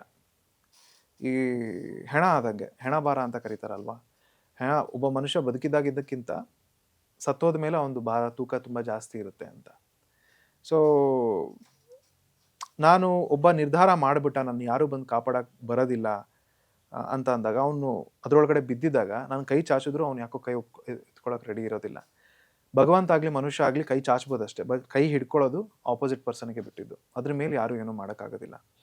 ನಾನು ಜೀವನ ಕಠಿಣ ಅಂತ ಜಗತ್ತಲ್ಲಿ ಎಷ್ಟೊಂದು ಪ್ರಾಬ್ಲಮ್ಗಳಿಗೆ ಸೊಲ್ಯೂಷನ್ ಸಿಂಪಲ್ ಆಗಿರುತ್ತೆ. ನಮಗೇನು ಪ್ರಾಬ್ಲಮ್ ಕಾಂಪ್ಲೆಕ್ಸ್ ಆಗಿದೆ ಅಂತ ನನಗನ್ಸುತ್ತೆ. ಬಟ್ ಹಾಗೆ ಅನ್ನಿಸ್ದಾಗ ಅದಕ್ಕೆ ಸೊಲ್ಯೂಷನ್ ಸಿಂಪಲಾಗಿ ಬರೋಕ್ಕೆ ಸಾಧ್ಯ ಇದೆ ಅನ್ನೋದನ್ನು ನಾನು ಒಪ್ಕೊಳ್ಳಲ್ಲ. ನನಗೆ ಸೊಲ್ಯೂಷನ್ ಕೂಡ ಕಾಂಪ್ಲೆಕ್ಸ್ ಆಗೇ ಬರಬೇಕು. ಜೀವನನ ಎಷ್ಟೊಂದು ಸರಿ ನಾವು ಕಠಿಣ ಮಾಡ್ಕೊಳ್ತೀವಿ. ಸರಿ, ಕಠಿಣ ಇದೆ ಅಂತಲೇ ಅಂದ್ಕೊಳ್ಳೋಣ. ನರಕದಲ್ಲಿ ನಡೀತಾ ಇದ್ದರೆ ನರಕದಲ್ಲಿ ನಿಂತ್ಕೋಬಾರ್ದು, ನಡೀತಾನೆ ಹೋಗಬೇಕು. ನಾನು ನಿಂತ್ಕೊಂಡ್ಬಿಟ್ರೆ ನರಕದಲ್ಲಿ ಇದ್ದೀನಿ, ನಂಗೆ ಸಾಗ್ತಾ ಇಲ್ಲ ಅಂತ ನರಕದಲ್ಲೇ ಇರ್ತೀನಿ ಯಾವತ್ತೂ. ಸೊ ಜೀವನ ಏನೇ ಬಂದರೂ ನಾನು ಎದುರಿಸ್ತೀನಿ ಅಂತ ಹೋದರೆ ತುಂಬ ದೊಡ್ಡದಾಗಿ ನೋಡಬಾರ್ದು, ವಿಸ್ತಾರವಾಗಿ ನೋಡಬಾರ್ದು. ಈ ಮೊಮೆಂಟಲ್ಲಿ ಏನಾದ್ರು ಚಿಕ್ಕದಿದೆ, ಇದನ್ನು ಸಾಲ್ವ್ ಮಾಡ್ಕೋಬೇಕು. ಈ ಬೆಟ್ಟನ ಹತ್ತದ ಮೇಲೆ ನೆಕ್ಸ್ಟ್ ಬೆಟ್ಟನ ಹತ್ತಕ್ಕೆ ನೋಡಬೇಕು. ಒಂದೇ ಸರಿ ಇಡೀ ಪಿಜ್ಜಾ ತೊಗೊಂಡು ನಾನು ಬಾಯಿಗೆ ತುರ್ಕೊತೀನಿ ಅಂದರೆ ಬಾಯಿ ಹರಿದೋಗುತ್ತೆ. ನಿಧಾನಕ್ಕೆ ಸಣ್ಣ ಸಣ್ಣ ಸ್ಲೈಸಸ್ ತಿನ್ನಬೇಕು. ಈ ಎಲಿಫೆಂಟ್ನ ಹೇಳ್ತಾರಲ್ಲ, ಒಂದು ಟರ್ಮ್ ಇದೆ, ಈಟಿಂಗ್ ದ ಎಲಿಫೆಂಟ್ ಅಂತ. ಒಂದು ಆನೆನ ತಿನ್ನಬೇಕು ಅಂದರೆ ಆನೆನ ಚಿಕ್ಕ ಚಿಕ್ಕದಾಗಿ ಪೀಸ್ ಮಾಡಬೇಕು. ಒಂದೇ ಸರಿ ಆನೆ ತಿನ್ನೋಕ್ಕಾಗಲ್ಲ. ಹಾಗೆ ಕರ್ಮ ಅನ್ನೋದು ಯಾರಿಗೂ ಬಿಡಲ್ಲ ಅಂತ ಹೇಳ್ತಾರೆ. ಈ ಕರ್ಮದಿಂದ ಏನು ಎಫೆಕ್ಟ್ಸ್ ಇದು ನಿಮ್ಗೇನಾರು ಆಗಿದೆಯಾ ಅದರ ಅನುಭವ ಅಂತ, ಕರ್ಮ ರಿಟರ್ನ್ಸ್ ಅಂತ? ಸಿ, ಧರ್ಮ ಬಿಟ್ಟರು ಕರ್ಮ ಬಿಡಲ್ಲ ಅಂತ ಅಂತಾರೆ. ಸೊ ಏನೋ ಒಂದು ಮಾಡಿದರೆ ಏನೋ ಒಂದು ಆಗುತ್ತೆ ಅಂತ ಹೇಳ್ತಾರೆ. ಈಗ ಹಿಂದೂಯಿಸಮಲ್ಲೂ ತೊಗೊಂಡ್ರು ದರ್ ಇಸ್ ಕ್ರಿಯಾಮನ ಕರ್ಮ, ದರ್ ಇಸ್ ಪ್ರಾರಬ್ಧ ಕರ್ಮ, ಆಮೇಲೆ ಸಂಚಿತ ಕರ್ಮ ಅಂತ ಇರುತ್ತೆ. ಸೊ ಪ್ರಾರಬ್ಧ ಕರ್ಮ ಅಂತ ಅನ್ನೋದು ಈ ಸಂಚಿತ ಕರ್ಮ ಅಂತ ಅನ್ನೋದು ಒಂದು ದೊಡ್ಡ ಬ್ಯಾಸ್ಕೆಟಿಂದ, ಪ್ರಾರಬ್ಧ ಕರ್ಮ ಅನ್ನೋದು ಅದರಲ್ಲಿ ಒಂದು ಸಣ್ಣ ಪೀಸ್ ಎತ್ಕೊಂಡು ಹಾಕ್ದಂಗೆ, ಕ್ರಿಯಾಮನ ಕರ್ಮ ಅನ್ನೋದು ನಾನು ಈಗ ಏನು ಮಾಡ್ತಾ ಇದ್ದೀನಿ ಅದ್ರ ಪ್ರಕಾರ ಕಳ್ಕೊಳ್ತೀನೋ ಪಡ್ಕೊಳ್ತೀನೋ ಅನ್ನೋದು ಹೋಲ್ ಪ್ರಾಸೆಸ್. ಸೊ ನಾವು ಯಾರಿಗೋ ಏನೋ ಒಂದು ಮಾಡಿದರೆ ನಮಗೂ ಏನೋ ಒಂದು ಆಗುತ್ತೆ. ಬೇಸ್ಡ್ ಆನ್ ನಾವು ಎಂಥ ಬುಟ್ಟಿನ ಇಟ್ಕೊಂಡಿದ್ವಿ, ಅದು ಯಾವ ಹಂತಕ್ಕಾಗುತ್ತೆ, ಯಾವಾಗ ಆಗುತ್ತೆ, ಹೆಂಗಾಗುತ್ತೆ, ಅದು ನಮಗೆ ಹೇಗೆ ಬಾಧಿಸುತ್ತೆ, ನಮ್ಮ ಫ್ಯಾಮಿಲಿಗೆ ಹೇಗೆ ಬಾಧಿಸುತ್ತೆ, ಅದೆಲ್ಲವೂ ನಿರ್ಧಾರ ಆಗ್ತಾ ಹೋಗುತ್ತೆ. ಒಳ್ಳೇದು ಮಾಡಿದರೆ ಒಳ್ಳೇದಾಗತ್ತೆ ಅನ್ನೋದು ನಂಬಿಕೆ, ಕೆಟ್ಟದ್ದು ಮಾಡಿದರೆ ಕೆಟ್ಟದ್ದು ಆಗುತ್ತೆ ಅನ್ನೋದು ನಂಬಿಕೆ. ಅದು ನನಗೆ ಆಗಬೇಕು, ಈಗಲೇ ಆಗಬೇಕು, ಈ ಜನ್ಮದಲ್ಲೇ ಆಗಬೇಕು ಅನ್ನೋದೆಲ್ಲ ಇಲ್ಲ ಅಂತ ಸ್ಕ್ರಿಪ್ಚರ್ಸ್ ಹೇಳುತ್ತೆ. ಸೊ ನಾವು ನಮ್ಮ ತಂದೆ ಮಾಡಿರೋದು ನಾವು ಎತ್ಕೊಳ್ತೀವಿ ಆ ಥರ. ಸೊ ನಮ್ಮ ತಂದೆ ಮಾಡಿರೋ ಕರ್ಮ ನನಗೆ ಇಲ್ಲಿವರೆಗೂ ಕರ್ಕೊಂಬಂದಿರ್ಬೋದು. ಸ್ಟಾರ್ಟಿಂಗಲ್ಲಿ ಕಷ್ಟಪಟ್ಟಿರೋ ನಾನು ಮಾಡಿರೋ ಕೆಲವು ವಿಷಯಗಳು ನಾನು ಇಲ್ಲಿವರೆಗೂ ಕರ್ಕೊಂಬಂದಿರ್ಬೋದು. So that is a whole concept. ನೀವು ಏನು ಮಾಡ್ತೀರೋ ಅದನ್ನು ತಿಂದ್ಬಿಟ್ಟೇ ಹೋಗಬೇಕು. ನೀವು ಏನು ಮಾಡಿದ್ದೋ ಅದನ್ನು what goes around comes around ಅಂತ ಹೇಳ್ತಾರೆ. So that is a whole process. Yes, I strongly believe ಧರ್ಮದೇಟ್ ತಪ್ಪಿಸ್ಕೊಂಡ್ರು ಕರ್ಮದೇಟ್ ತಪ್ಪಿಸ್ಕೊಳಕ್ಕಾಗಲ್ಲ ಅಂತಾರಲ್ಲ ಹಾಗೆ. ಇದ್ರ ಅನುಭವ ಆಗಿದೆಯಾ ನಿಮ್ಗೆ ಏನಾದ್ರು ಕರ್ಮ ರಿಟರ್ನ್ಸ್ ಅನ್ನೋದು ನಿಮ್ಗೇನಾರು ಆ ಥರ ನಿಮ್ಮ ಲೈಫಲ್ಲಿ ಆಗಿದೆ? ಅಂದರೆ ನನಗೆ ಸ್ಯಾಲ್ರಿ ಬಂದಾಗೆಲ್ಲ I made it a point that certain percentage of my salary okay. Goes to orphanage or ಕೆಲವರು ಆಪರೇಷನ್ ಅಂತ. ಐ ಆಲ್ವೇಸ್ ಬಿಲೀವ್ಡ್ ಅದನ್ನ ಯಾವುದೇ ಇಂಟೆನ್ಷನ್ ಇಲ್ಲದೆ ನನಗೆ ಒಳ್ಳೇದು. ಈಗ ನಾನು ಭಿಕ್ಷುಕನ ಭಿಕ್ಷೆ ಹಾಕ್ತಾ ಇದ್ದೀನಿ ಅಂತಂದಾಗ, ದಾನ ಕೊಡ್ತಾ ಇದ್ದೀನಿ ಅಂತಂದಾಗ ಅದರಿಂದ ನಾನು ಪುಣ್ಯ ಬರಲಿ ಅಂತಂದರೆ ನಿಜವಾದ ಭಿಕ್ಷುಕ ನಾನು, ಅವನಲ್ಲ. ದಾನನ ಫಾರ್ ದ ಪರ್ಪಸ್ ಆಫ್ ದಾನ ಮಾಡಬೇಕು. ಸೊ ಅವಾಗ ಏನೋ ಒಂದು ಅದರಿಂದ ಒಳ್ಳೇದಾಗುತ್ತೆ ಅಂತ ಅನ್ನೋದು. ಸೊ ನಾನು ಆ ಥರ ಕೊಟ್ಕೊಂಡ್ಬಂದಿದ್ದಕ್ಕೆ life has been kind to me and ಆಗದೇ ಇರೋ ಪರಿಸ್ಥಿತಿಗಳಿಂದ ಇಲ್ಲಿವರೆಗೂ ಬಂದಿದ್ದೀನಿ ಅಂತ ಅನ್ಕೋಬೋದು. So that is one aspect of it. Okay. ಆಧ್ಯಾತ್ಮಿಕವಾಗಿ ಇವತ್ತಿನ ಜನ್ರೇಷನಿಗೆ ಏನು ಹೇಳೋಕ್ಕೆ ಇಷ್ಟಪಡ್ತೀರಾ ನೀವು? ಇವತ್ತಿನ ಯಂಗ್ ಜನ್ರೇಷನ್ ಅವ್ರಿಗೆ ಸ್ಟ್ರಾಂಗ್ ಆಗಿ ರೂಟ್ಸ್ ಇಟ್ಕೊಳ್ಳಿ. ನಿಮ್ಮ ರೂಟ್ಸ್ ಸ್ಟ್ರಾಂಗ್ ಆಗಿರಲಿ, ನಿಮ್ಮ ಐಡೆಂಟಿಟಿ ನಿಮಗೆ ಗೊತ್ತಿರಲಿ, ಒಂದು ಕಮ್ಯುನಿಟಿ ಫೀಲಿಂಗ್ ಇರಲಿ. ಎಲ್ಲದನ್ನು ಕ್ವಶನ್ ಮಾಡಿ. ಕ್ವಶನ್ ಮಾಡೋದ್ರಲ್ಲಿ ಯಾವುದೂ ತಪ್ಪಿಲ್ಲ. It is allowed to question ಮಾಡೇ ಅರ್ಥ ಮಾಡ್ಕೊಳ್ಳಿ, ಅಕ್ಸೆಪ್ಟ್ ಮಾಡ್ಕೊಳ್ಳಿ. ಆ್ಯಂಡ್ ಆಗಾಗ ಒಂದೊಂದು ಯಾವ್ಯಾವ ಜಾಗಗಳಲ್ಲಿ ಎನರ್ಜಿ ಹೈ ಇರುತ್ತೋ ಅಲ್ಲಿಗೆ ಹೋಗಿ ಬನ್ನಿ. ನಾನು ಯಾವ ಜಾಗಗಳಂತ ಹೇಳ್ತಾ ಇದ್ದೀನಿ ಅಂತ ಅರ್ಥ ಆಗುತ್ತೆ. ಆ್ಯಂಡ್ ಇಂಥ ಬುಕ್ಸ್ ಓದಿ ಸುಮ್ಮನೆ ಪುಣ್ಯ ಸಂಪಾದನೆಗೋ ಅಥವಾ ಪಾರಾಯಣ ಮಾಡೋದಕ್ಕೋ ಓದಬೇಡಿ. ಅದರಲ್ಲಿ ಏನೋ ಕ್ವಶನ್ ಇಟ್ಕೊಂಡು ಅಲ್ಲಿಗೆ ಹೋಗಿ ಅದನ್ನು ಓದಿ ಅರ್ಥ ಮಾಡ್ಕೊಳ್ಳೋ ಪ್ರಯತ್ನ ಮಾಡಿ, ಸೊಲ್ಯೂಷನ್ ಹುಡ್ಕೋ ಪ್ರಯತ್ನ ಮಾಡಿ. ಅದರಲ್ಲೇ ನಿಮಗೆ ನೀವು ಕಂಡುಕೊಳ್ತಾ ಹೋಗ್ತೀರಾ and it will help you on a longer run. ಇತ್ತೀಚಿನ ದಿನಗಳಲ್ಲಿ ತುಂಬ ಜನ ಡಿಪ್ರೆಷನ್ಸ್ಗೆ ಹೋಗ್ತಾ ಇದ್ದಾರೆ. ಅವ್ರಿಗೇನು ಒಂದು ಆ ಮೈಂಡಿಗೆ ಬಂದ್ಬಿಡುತ್ತೆ ಡಿಪ್ರೆಷನ್ ಅಂತ. ಏನಿದ್ರು ಡಿಪ್ರೆಷನ್, ಹೇಗೆ ಇದನ್ನು ಇದು ಮಾಡ್ತಾರೆ? ಸಿ, ಡಿಪ್ರೆಷನ್ ಈಸ್ ಬೇಸಿಕಲಿ ನಮ್ಮ ದೇಹ ಹೇಳ್ತಾ ಇರೋದು, ನಾನು ಪ್ಲೇ ಮಾಡ್ತಾ ಇರೋ ರೋಲ್, ನೀನು ಪ್ಲೇ ಮಾಡ್ತಾ ಇರೋ ರೋಲ್ ನನಗೆ ಇಷ್ಟ ಆಗ್ತಾ ಇಲ್ಲ ಅಂತ ನಮ್ಮ ಆತ್ಮ ನಮಗೆ ಹೇಳ್ತಾ ಇರೋದು. ಸೊ ಆ ರೋಲ್ ಚೇಂಜ್ ಮಾಡ್ಕೋಬೇಕು. If you change something changes, if you change nothing changes ಅಂತ ಹೇಳ್ತಾರೆ. ನಾನು ಒಂದು ವಿಷಯ ನನ್ನ ಅತಿಯಾಗಿ ಬಾಧಿಸ್ತಾ ಇದೆ ಅಂತಂದ್ರೆ, ಈಗ ನಾನು ಮುಳ್ಳು ಮೇಲೆ ಕುತ್ಕೊಂಡ್ರೆ ಚುಚ್ಚುತ್ತಾ ಇದೆ ಅಂತಂದರೆ, ನಾನು ಮತ್ತೆ ಹೋಗಿ ಮುಳ್ಳು ಮೇಲೆ ಕುತ್ಕೊಳ್ತಾ ಇದ್ದರೆ ಅದು ಚುಚ್ಚುತ್ತಾನೆ ಇರುತ್ತೆ. ನನ್ನ ಕೆಳಗಡೆ ಮುಳ್ಳಿದೆ ಅನ್ನೋದನ್ನು ನಾನು ಅರ್ಥ ಮಾಡ್ಕೋಬೇಕು. ಇನ್ನೊಂದು ಜಾಗಕ್ಕೆ ಹೋಗಿ ಕುತ್ಕೋಬೇಕು ಅನ್ನೋದನ್ನು ನಾನು ಅರ್ಥ ಮಾಡ್ಕೋಬೇಕು. ಆ್ಯಂಡ್ ಆಗಿರೋ ಗಾಯಕ್ಕೆ ಮುಲಾಮ್ ಹಚ್ಕೋಬೇಕು ಅಂತ ಅನ್ನೋದು ಅರ್ಥ ಮಾಡ್ಕೋಬೇಕು. ಕೆಲವು ಗಾಯಗಳು ಒಳಗಡೆ ಆಗಿರ್ತವೆ, ಅದಕ್ಕೆ ನಾನು ಹೊರಗಡೆ ಮುಲಾಮ್ ಹಚ್ಚಿದ್ರೆ ಅದರಿಂದ ಏನೂ ಯೂಸ್ ಇಲ್ಲ. ಡಿಪ್ರೆಷನ್ ಅಂತ ಅನ್ನಿಸ್ತಾ ಇದ್ರೆ, ನಿಮ್ಗೆ ಅನ್ನಿಸ್ತಾ ಇದೆ ಅಂತಂದರೆ ಯಾರು ಅರ್ಥ ಮಾಡ್ಕೊಳ್ತಾರ ಅವ್ರ ಹತ್ರ ಹೋಗಿ ಹೇಳಿ, ನನಗೆ ಈ ಥರ ಅನ್ನಿಸ್ತಾ ಇದೆ, ಏನು ಮಾಡ್ಬೋದು ಅಂತ. ಅರ್ಥ ಮಾಡ್ಕೊಳಲ್ವಾ ಅವರು? ಈಗ ಯಾರೊಬ್ಬರು ನೀರಿಗೆ ಕಾಲೇ ಇಟ್ಟಿಲ್ಲ ಅಂತಂದ್ರೆ, ನೀರಿಗೆ ಕೈ ಇಟ್ಟಿಲ್ಲ ಅಂದರೆ ನೀರು ಹೇಗೆ ಫೀಲ್ ಆಗುತ್ತೆ ಅಂತ ಅವ್ರಿಗೆ ಹೇಗೆ ಅರ್ಥ ಮಾಡ್ಕೊಳಕ್ಕೆ ಸಾಧ್ಯ? ಸೊ ಆ ಥರ ಅರ್ಥ ಮಾಡ್ಕೊಳಕ್ಕೆ ಸಾಧ್ಯ ಇರೋರ ಹತ್ರ ಆ ಥರ ಅರ್ಥ ಮಾಡ್ಕೊಳ್ಳಲ್ಲ ಅಂತಂದರೆ ಕೌನ್ಸಿಲಿಂಗ್ ತೊಗೊಳ್ಳಿ, ಕ್ಲಿನಿಕಲ್ ಹೆಲ್ಪ್ ತೊಗೊಳ್ಳಿ. ಆ್ಯಕ್ಚುಲಿ US ಅಲ್ಲಿ there is a very huge young population who is on antidepressants. ಕೆನಡಾದಲ್ಲೂ ಅಷ್ಟೇ cannabis is legal because they use it as an antidepressant. ನಿನ್ನೆ ನಾನು ಒಬ್ಬರು ಲೆಕ್ಚರ್ ಕೆನಡಾಯಿಂದ ಬಂದಿದ್ರು. He works in a company. It is like that. But ಅದೆಲ್ಲ ಏನು ಅಂತಂದರೆ it is a temporary distraction, it doesn't solve anything. But ಆ ಟೈಮಲ್ಲಿ ನೀವು ಒಳಗಡೆಯಿಂದ ಫಿಕ್ಸ್ ಮಾಡ್ಕೊಳ್ತಾ ಬರಬೇಕು. ಕೌನ್ಸಿಲಿಂಗ್ ಆಗಿರ್ಬೋದು, ನೀವು ಅರ್ಥ ಮಾಡ್ಕೊಳ್ಳೋದಾಗಿರ್ಬೋದು, ಅವ್ರ ಹತ್ರ ಮಾತಾಡ್ಕೊಳ್ಳಿ. ಆ್ಯಂಡ್ ಏನು ಕಾಸ್ ಮಾಡ್ತಾ ಇದೆ, ಆ ಮುಳ್ಳು ಮೇಲೆ ಕುತ್ಕೊಂಡ್ರೆ ಅದು ನೋವಾಗ್ತಿದೆಯಲ್ಲ, ಚುಚ್ತಾ ಇದೆಯಲ್ಲ, ಆ ಮುಳ್ಳಿಂದ ಎದ್ದು ಬರೋ ಪ್ರಯತ್ನ ಮಾಡಿ. ಆ ಪರಿಸ್ಥಿತಿಯಿಂದ ಎದ್ದು ಬರೋ ಪ್ರಯತ್ನ ಮಾಡಿ. ಆ ಎನ್ವಿರಾನ್ಮೆಂಟಿಂದ ಎದ್ದು ಬರೋ ಪ್ರಯತ್ನ ಮಾಡಿ. ಅದು ಎನ್ವಿರಾನ್ಮೆಂಟೇ ಆಗಿರ್ಬೋದು, ಕೆಲಸ ಆಗಿರ್ಬೋದು, ಮನುಷ್ಯರಾಗಿರ್ಬೋದು, ಅದರಿಂದ ದೂರ ಬರೋ ಪ್ರಯತ್ನ ಮಾಡಿ. ಆಮೇಲೆ ಈಗ ನಾನು ದಿನ ಬೆಂಕಿ ಕೈ ಇಟ್ಬಿಟ್ಟು ಮುಲಾಮ್ ಹಚ್ಕೊಳ್ತಾ ಇದ್ರೆ ಗಾಯ ಹೊಟ್ಟೋಗುತ್ತಾ? ಇಲ್ಲ ಅಲ್ವಾ? ಸೊ ಹಾಗೇನೆ ಅದು ಮುಲಾಮು ಮಾಡ್ತಾ ಇರುತ್ತೆ, ಗಾಯ ಆಗ್ತಾನೆ ಇರುತ್ತೆ ಹಾಗೆ.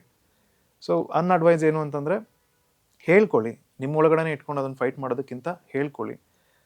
ಯಾರು ಹೇಳ್ಕೊಳ್ಳೋರು ನಿಮ್ಗೆ ನಂಬಿಕೆನೇ ಬರ್ತಾ ಇಲ್ಲ ಅಂತಂದರೆ then go and speak with the eligible people. Okay okay. ಮನುಷ್ಯ ಸಕ್ಸಸ್ ಆಗಬೇಕು ಅಂದರೆ ಏನು ಮಾಡಬೇಕು? ಲಾಸ್ಟ್ ಕ್ವಶನ್ ನಿಮಗಿದು. ಕೆಲಸ ಮಾಡಬೇಕು, ಸೋಲು ಒಪ್ಕೋಬಾರ್ದು. ಆ್ಯಂಡ್ ಎಲ್ಲಿವರೆಗೂ ನಾವು ಸೋಲು ಒಪ್ಕೊಳ್ಳಲ್ವೋ ಅಲ್ಲಿವರೆಗೂ ಸೋಲೋಕ್ಕೆ ಸಾಧ್ಯ ಇಲ್ಲ ಅನ್ನೋದು ನನ್ನ ನಂಬಿಕೆ.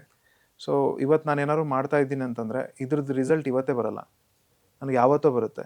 ಭಗವಂತ ನನಗೋಸ್ಕರ ಏನು ಇಮ್ಯಾಜಿನ್ ಮಾಡ್ಕೊಂಡಿದ್ದಾನೋ ಅದನ್ನು ನಾನು ಗೇಜ್ ಮಾಡೋಕ್ಕೆ ಸಾಧ್ಯನೇ ಇಲ್ಲ. ಆ್ಯಂಡ್ ಇಲ್ಲಿ ಎಲ್ಲದಕ್ಕೂ ಏನಾದರೂ ಪೇ ಮಾಡಲೇಬೇಕು, ಫ್ರೀಯಾಗಿ ಏನೂ ಸಿಗೋದಿಲ್ಲ. ನಾನು ಒಂದಷ್ಟು ಕೆಲಸಗಳನ್ನ ಒಟ್ಟಿಗೆ ಮಾಡಿ ಇಟ್ಕೊಂಡಿದ್ದಾಗ ಅದಷ್ಟಕ್ಕೂ ಸೇರಿಸಿ ಒಂದ್ಸರಿ ಫಲ ಸಿಗುತ್ತೆ. ನಾನು ಇವತ್ತು ವರ್ಕೌಟ್ ಮಾಡೋಕ್ಕೆ ಸ್ಟಾರ್ಟ್ ಮಾಡಿದ್ರೆ ನಂಗೆ ನಾಳೆ ಬಾಡಿ ಕಾಣಿಸಲ್ಲ, 3 ತಿಂಗಳಾದ್ಮೇಲೆ ಕಾಣಿಸೋದು. ಯಾವುದೇ ದೊಡ್ಡ ವಿಷಯಗಳಾಗಲಿ ಅದಕ್ಕೆಲ್ಲ ಟೈಮ್ ಬೇಕು. ಸೊ ತಲೆ ಬಗ್ಗಿಸ್ಕೊಂಡು ಕೆಲಸ ಮಾಡ್ತಿದ್ರೆ ಬೇರೆಯವ್ರ ಮುಂದೆ ತಲೆ ಬಗ್ಗಿಸೋ ಅವಕಾಶಗಳು ಕಡಿಮೆ ಆಗ್ತಾ ಹೋಗ್ತವೆ, ಸಂದರ್ಭಗಳು ಕಡಿಮೆ ಆಗ್ತಾ ಹೋಗ್ತವೆ. ನಮಗೆ ನಾವು ಟ್ರೂ ಇರಬೇಕು ಆ್ಯಂಡ್ ಸೋಲ್ ಒಪ್ಕೋಬಾರ್ದು. ಅದೇ ನನ್ನ ಪ್ರಕಾರ success. Thank you so much sir. French ಸ್ಟುಡಿಯೋಸಿಗೆ ಬಂದು ಇಷ್ಟ ತನಕ ಮಾತಾಡೋದಕ್ಕೆ ತುಂಬ ಖುಷಿ ಆಯಿತು. ತುಂಬ ವಿಷಯಗಳು ತಿಳಿಸ್ಕೊಟ್ಟಿದ್ದೀರಾ. ಮತ್ತೆ ನಮ್ಮ ಕಾರ್ಯಕ್ರಮ ಬರ್ಬೇಕಾಗಿ ಕೇಳ್ಕೊತಾ ಇದ್ದೀವಿ, ದಯವಿಟ್ಟು ಮತ್ತೆ ಬನ್ನಿ. ಖಂಡಿತ thank you so much sir. Thank you so much. Thank you.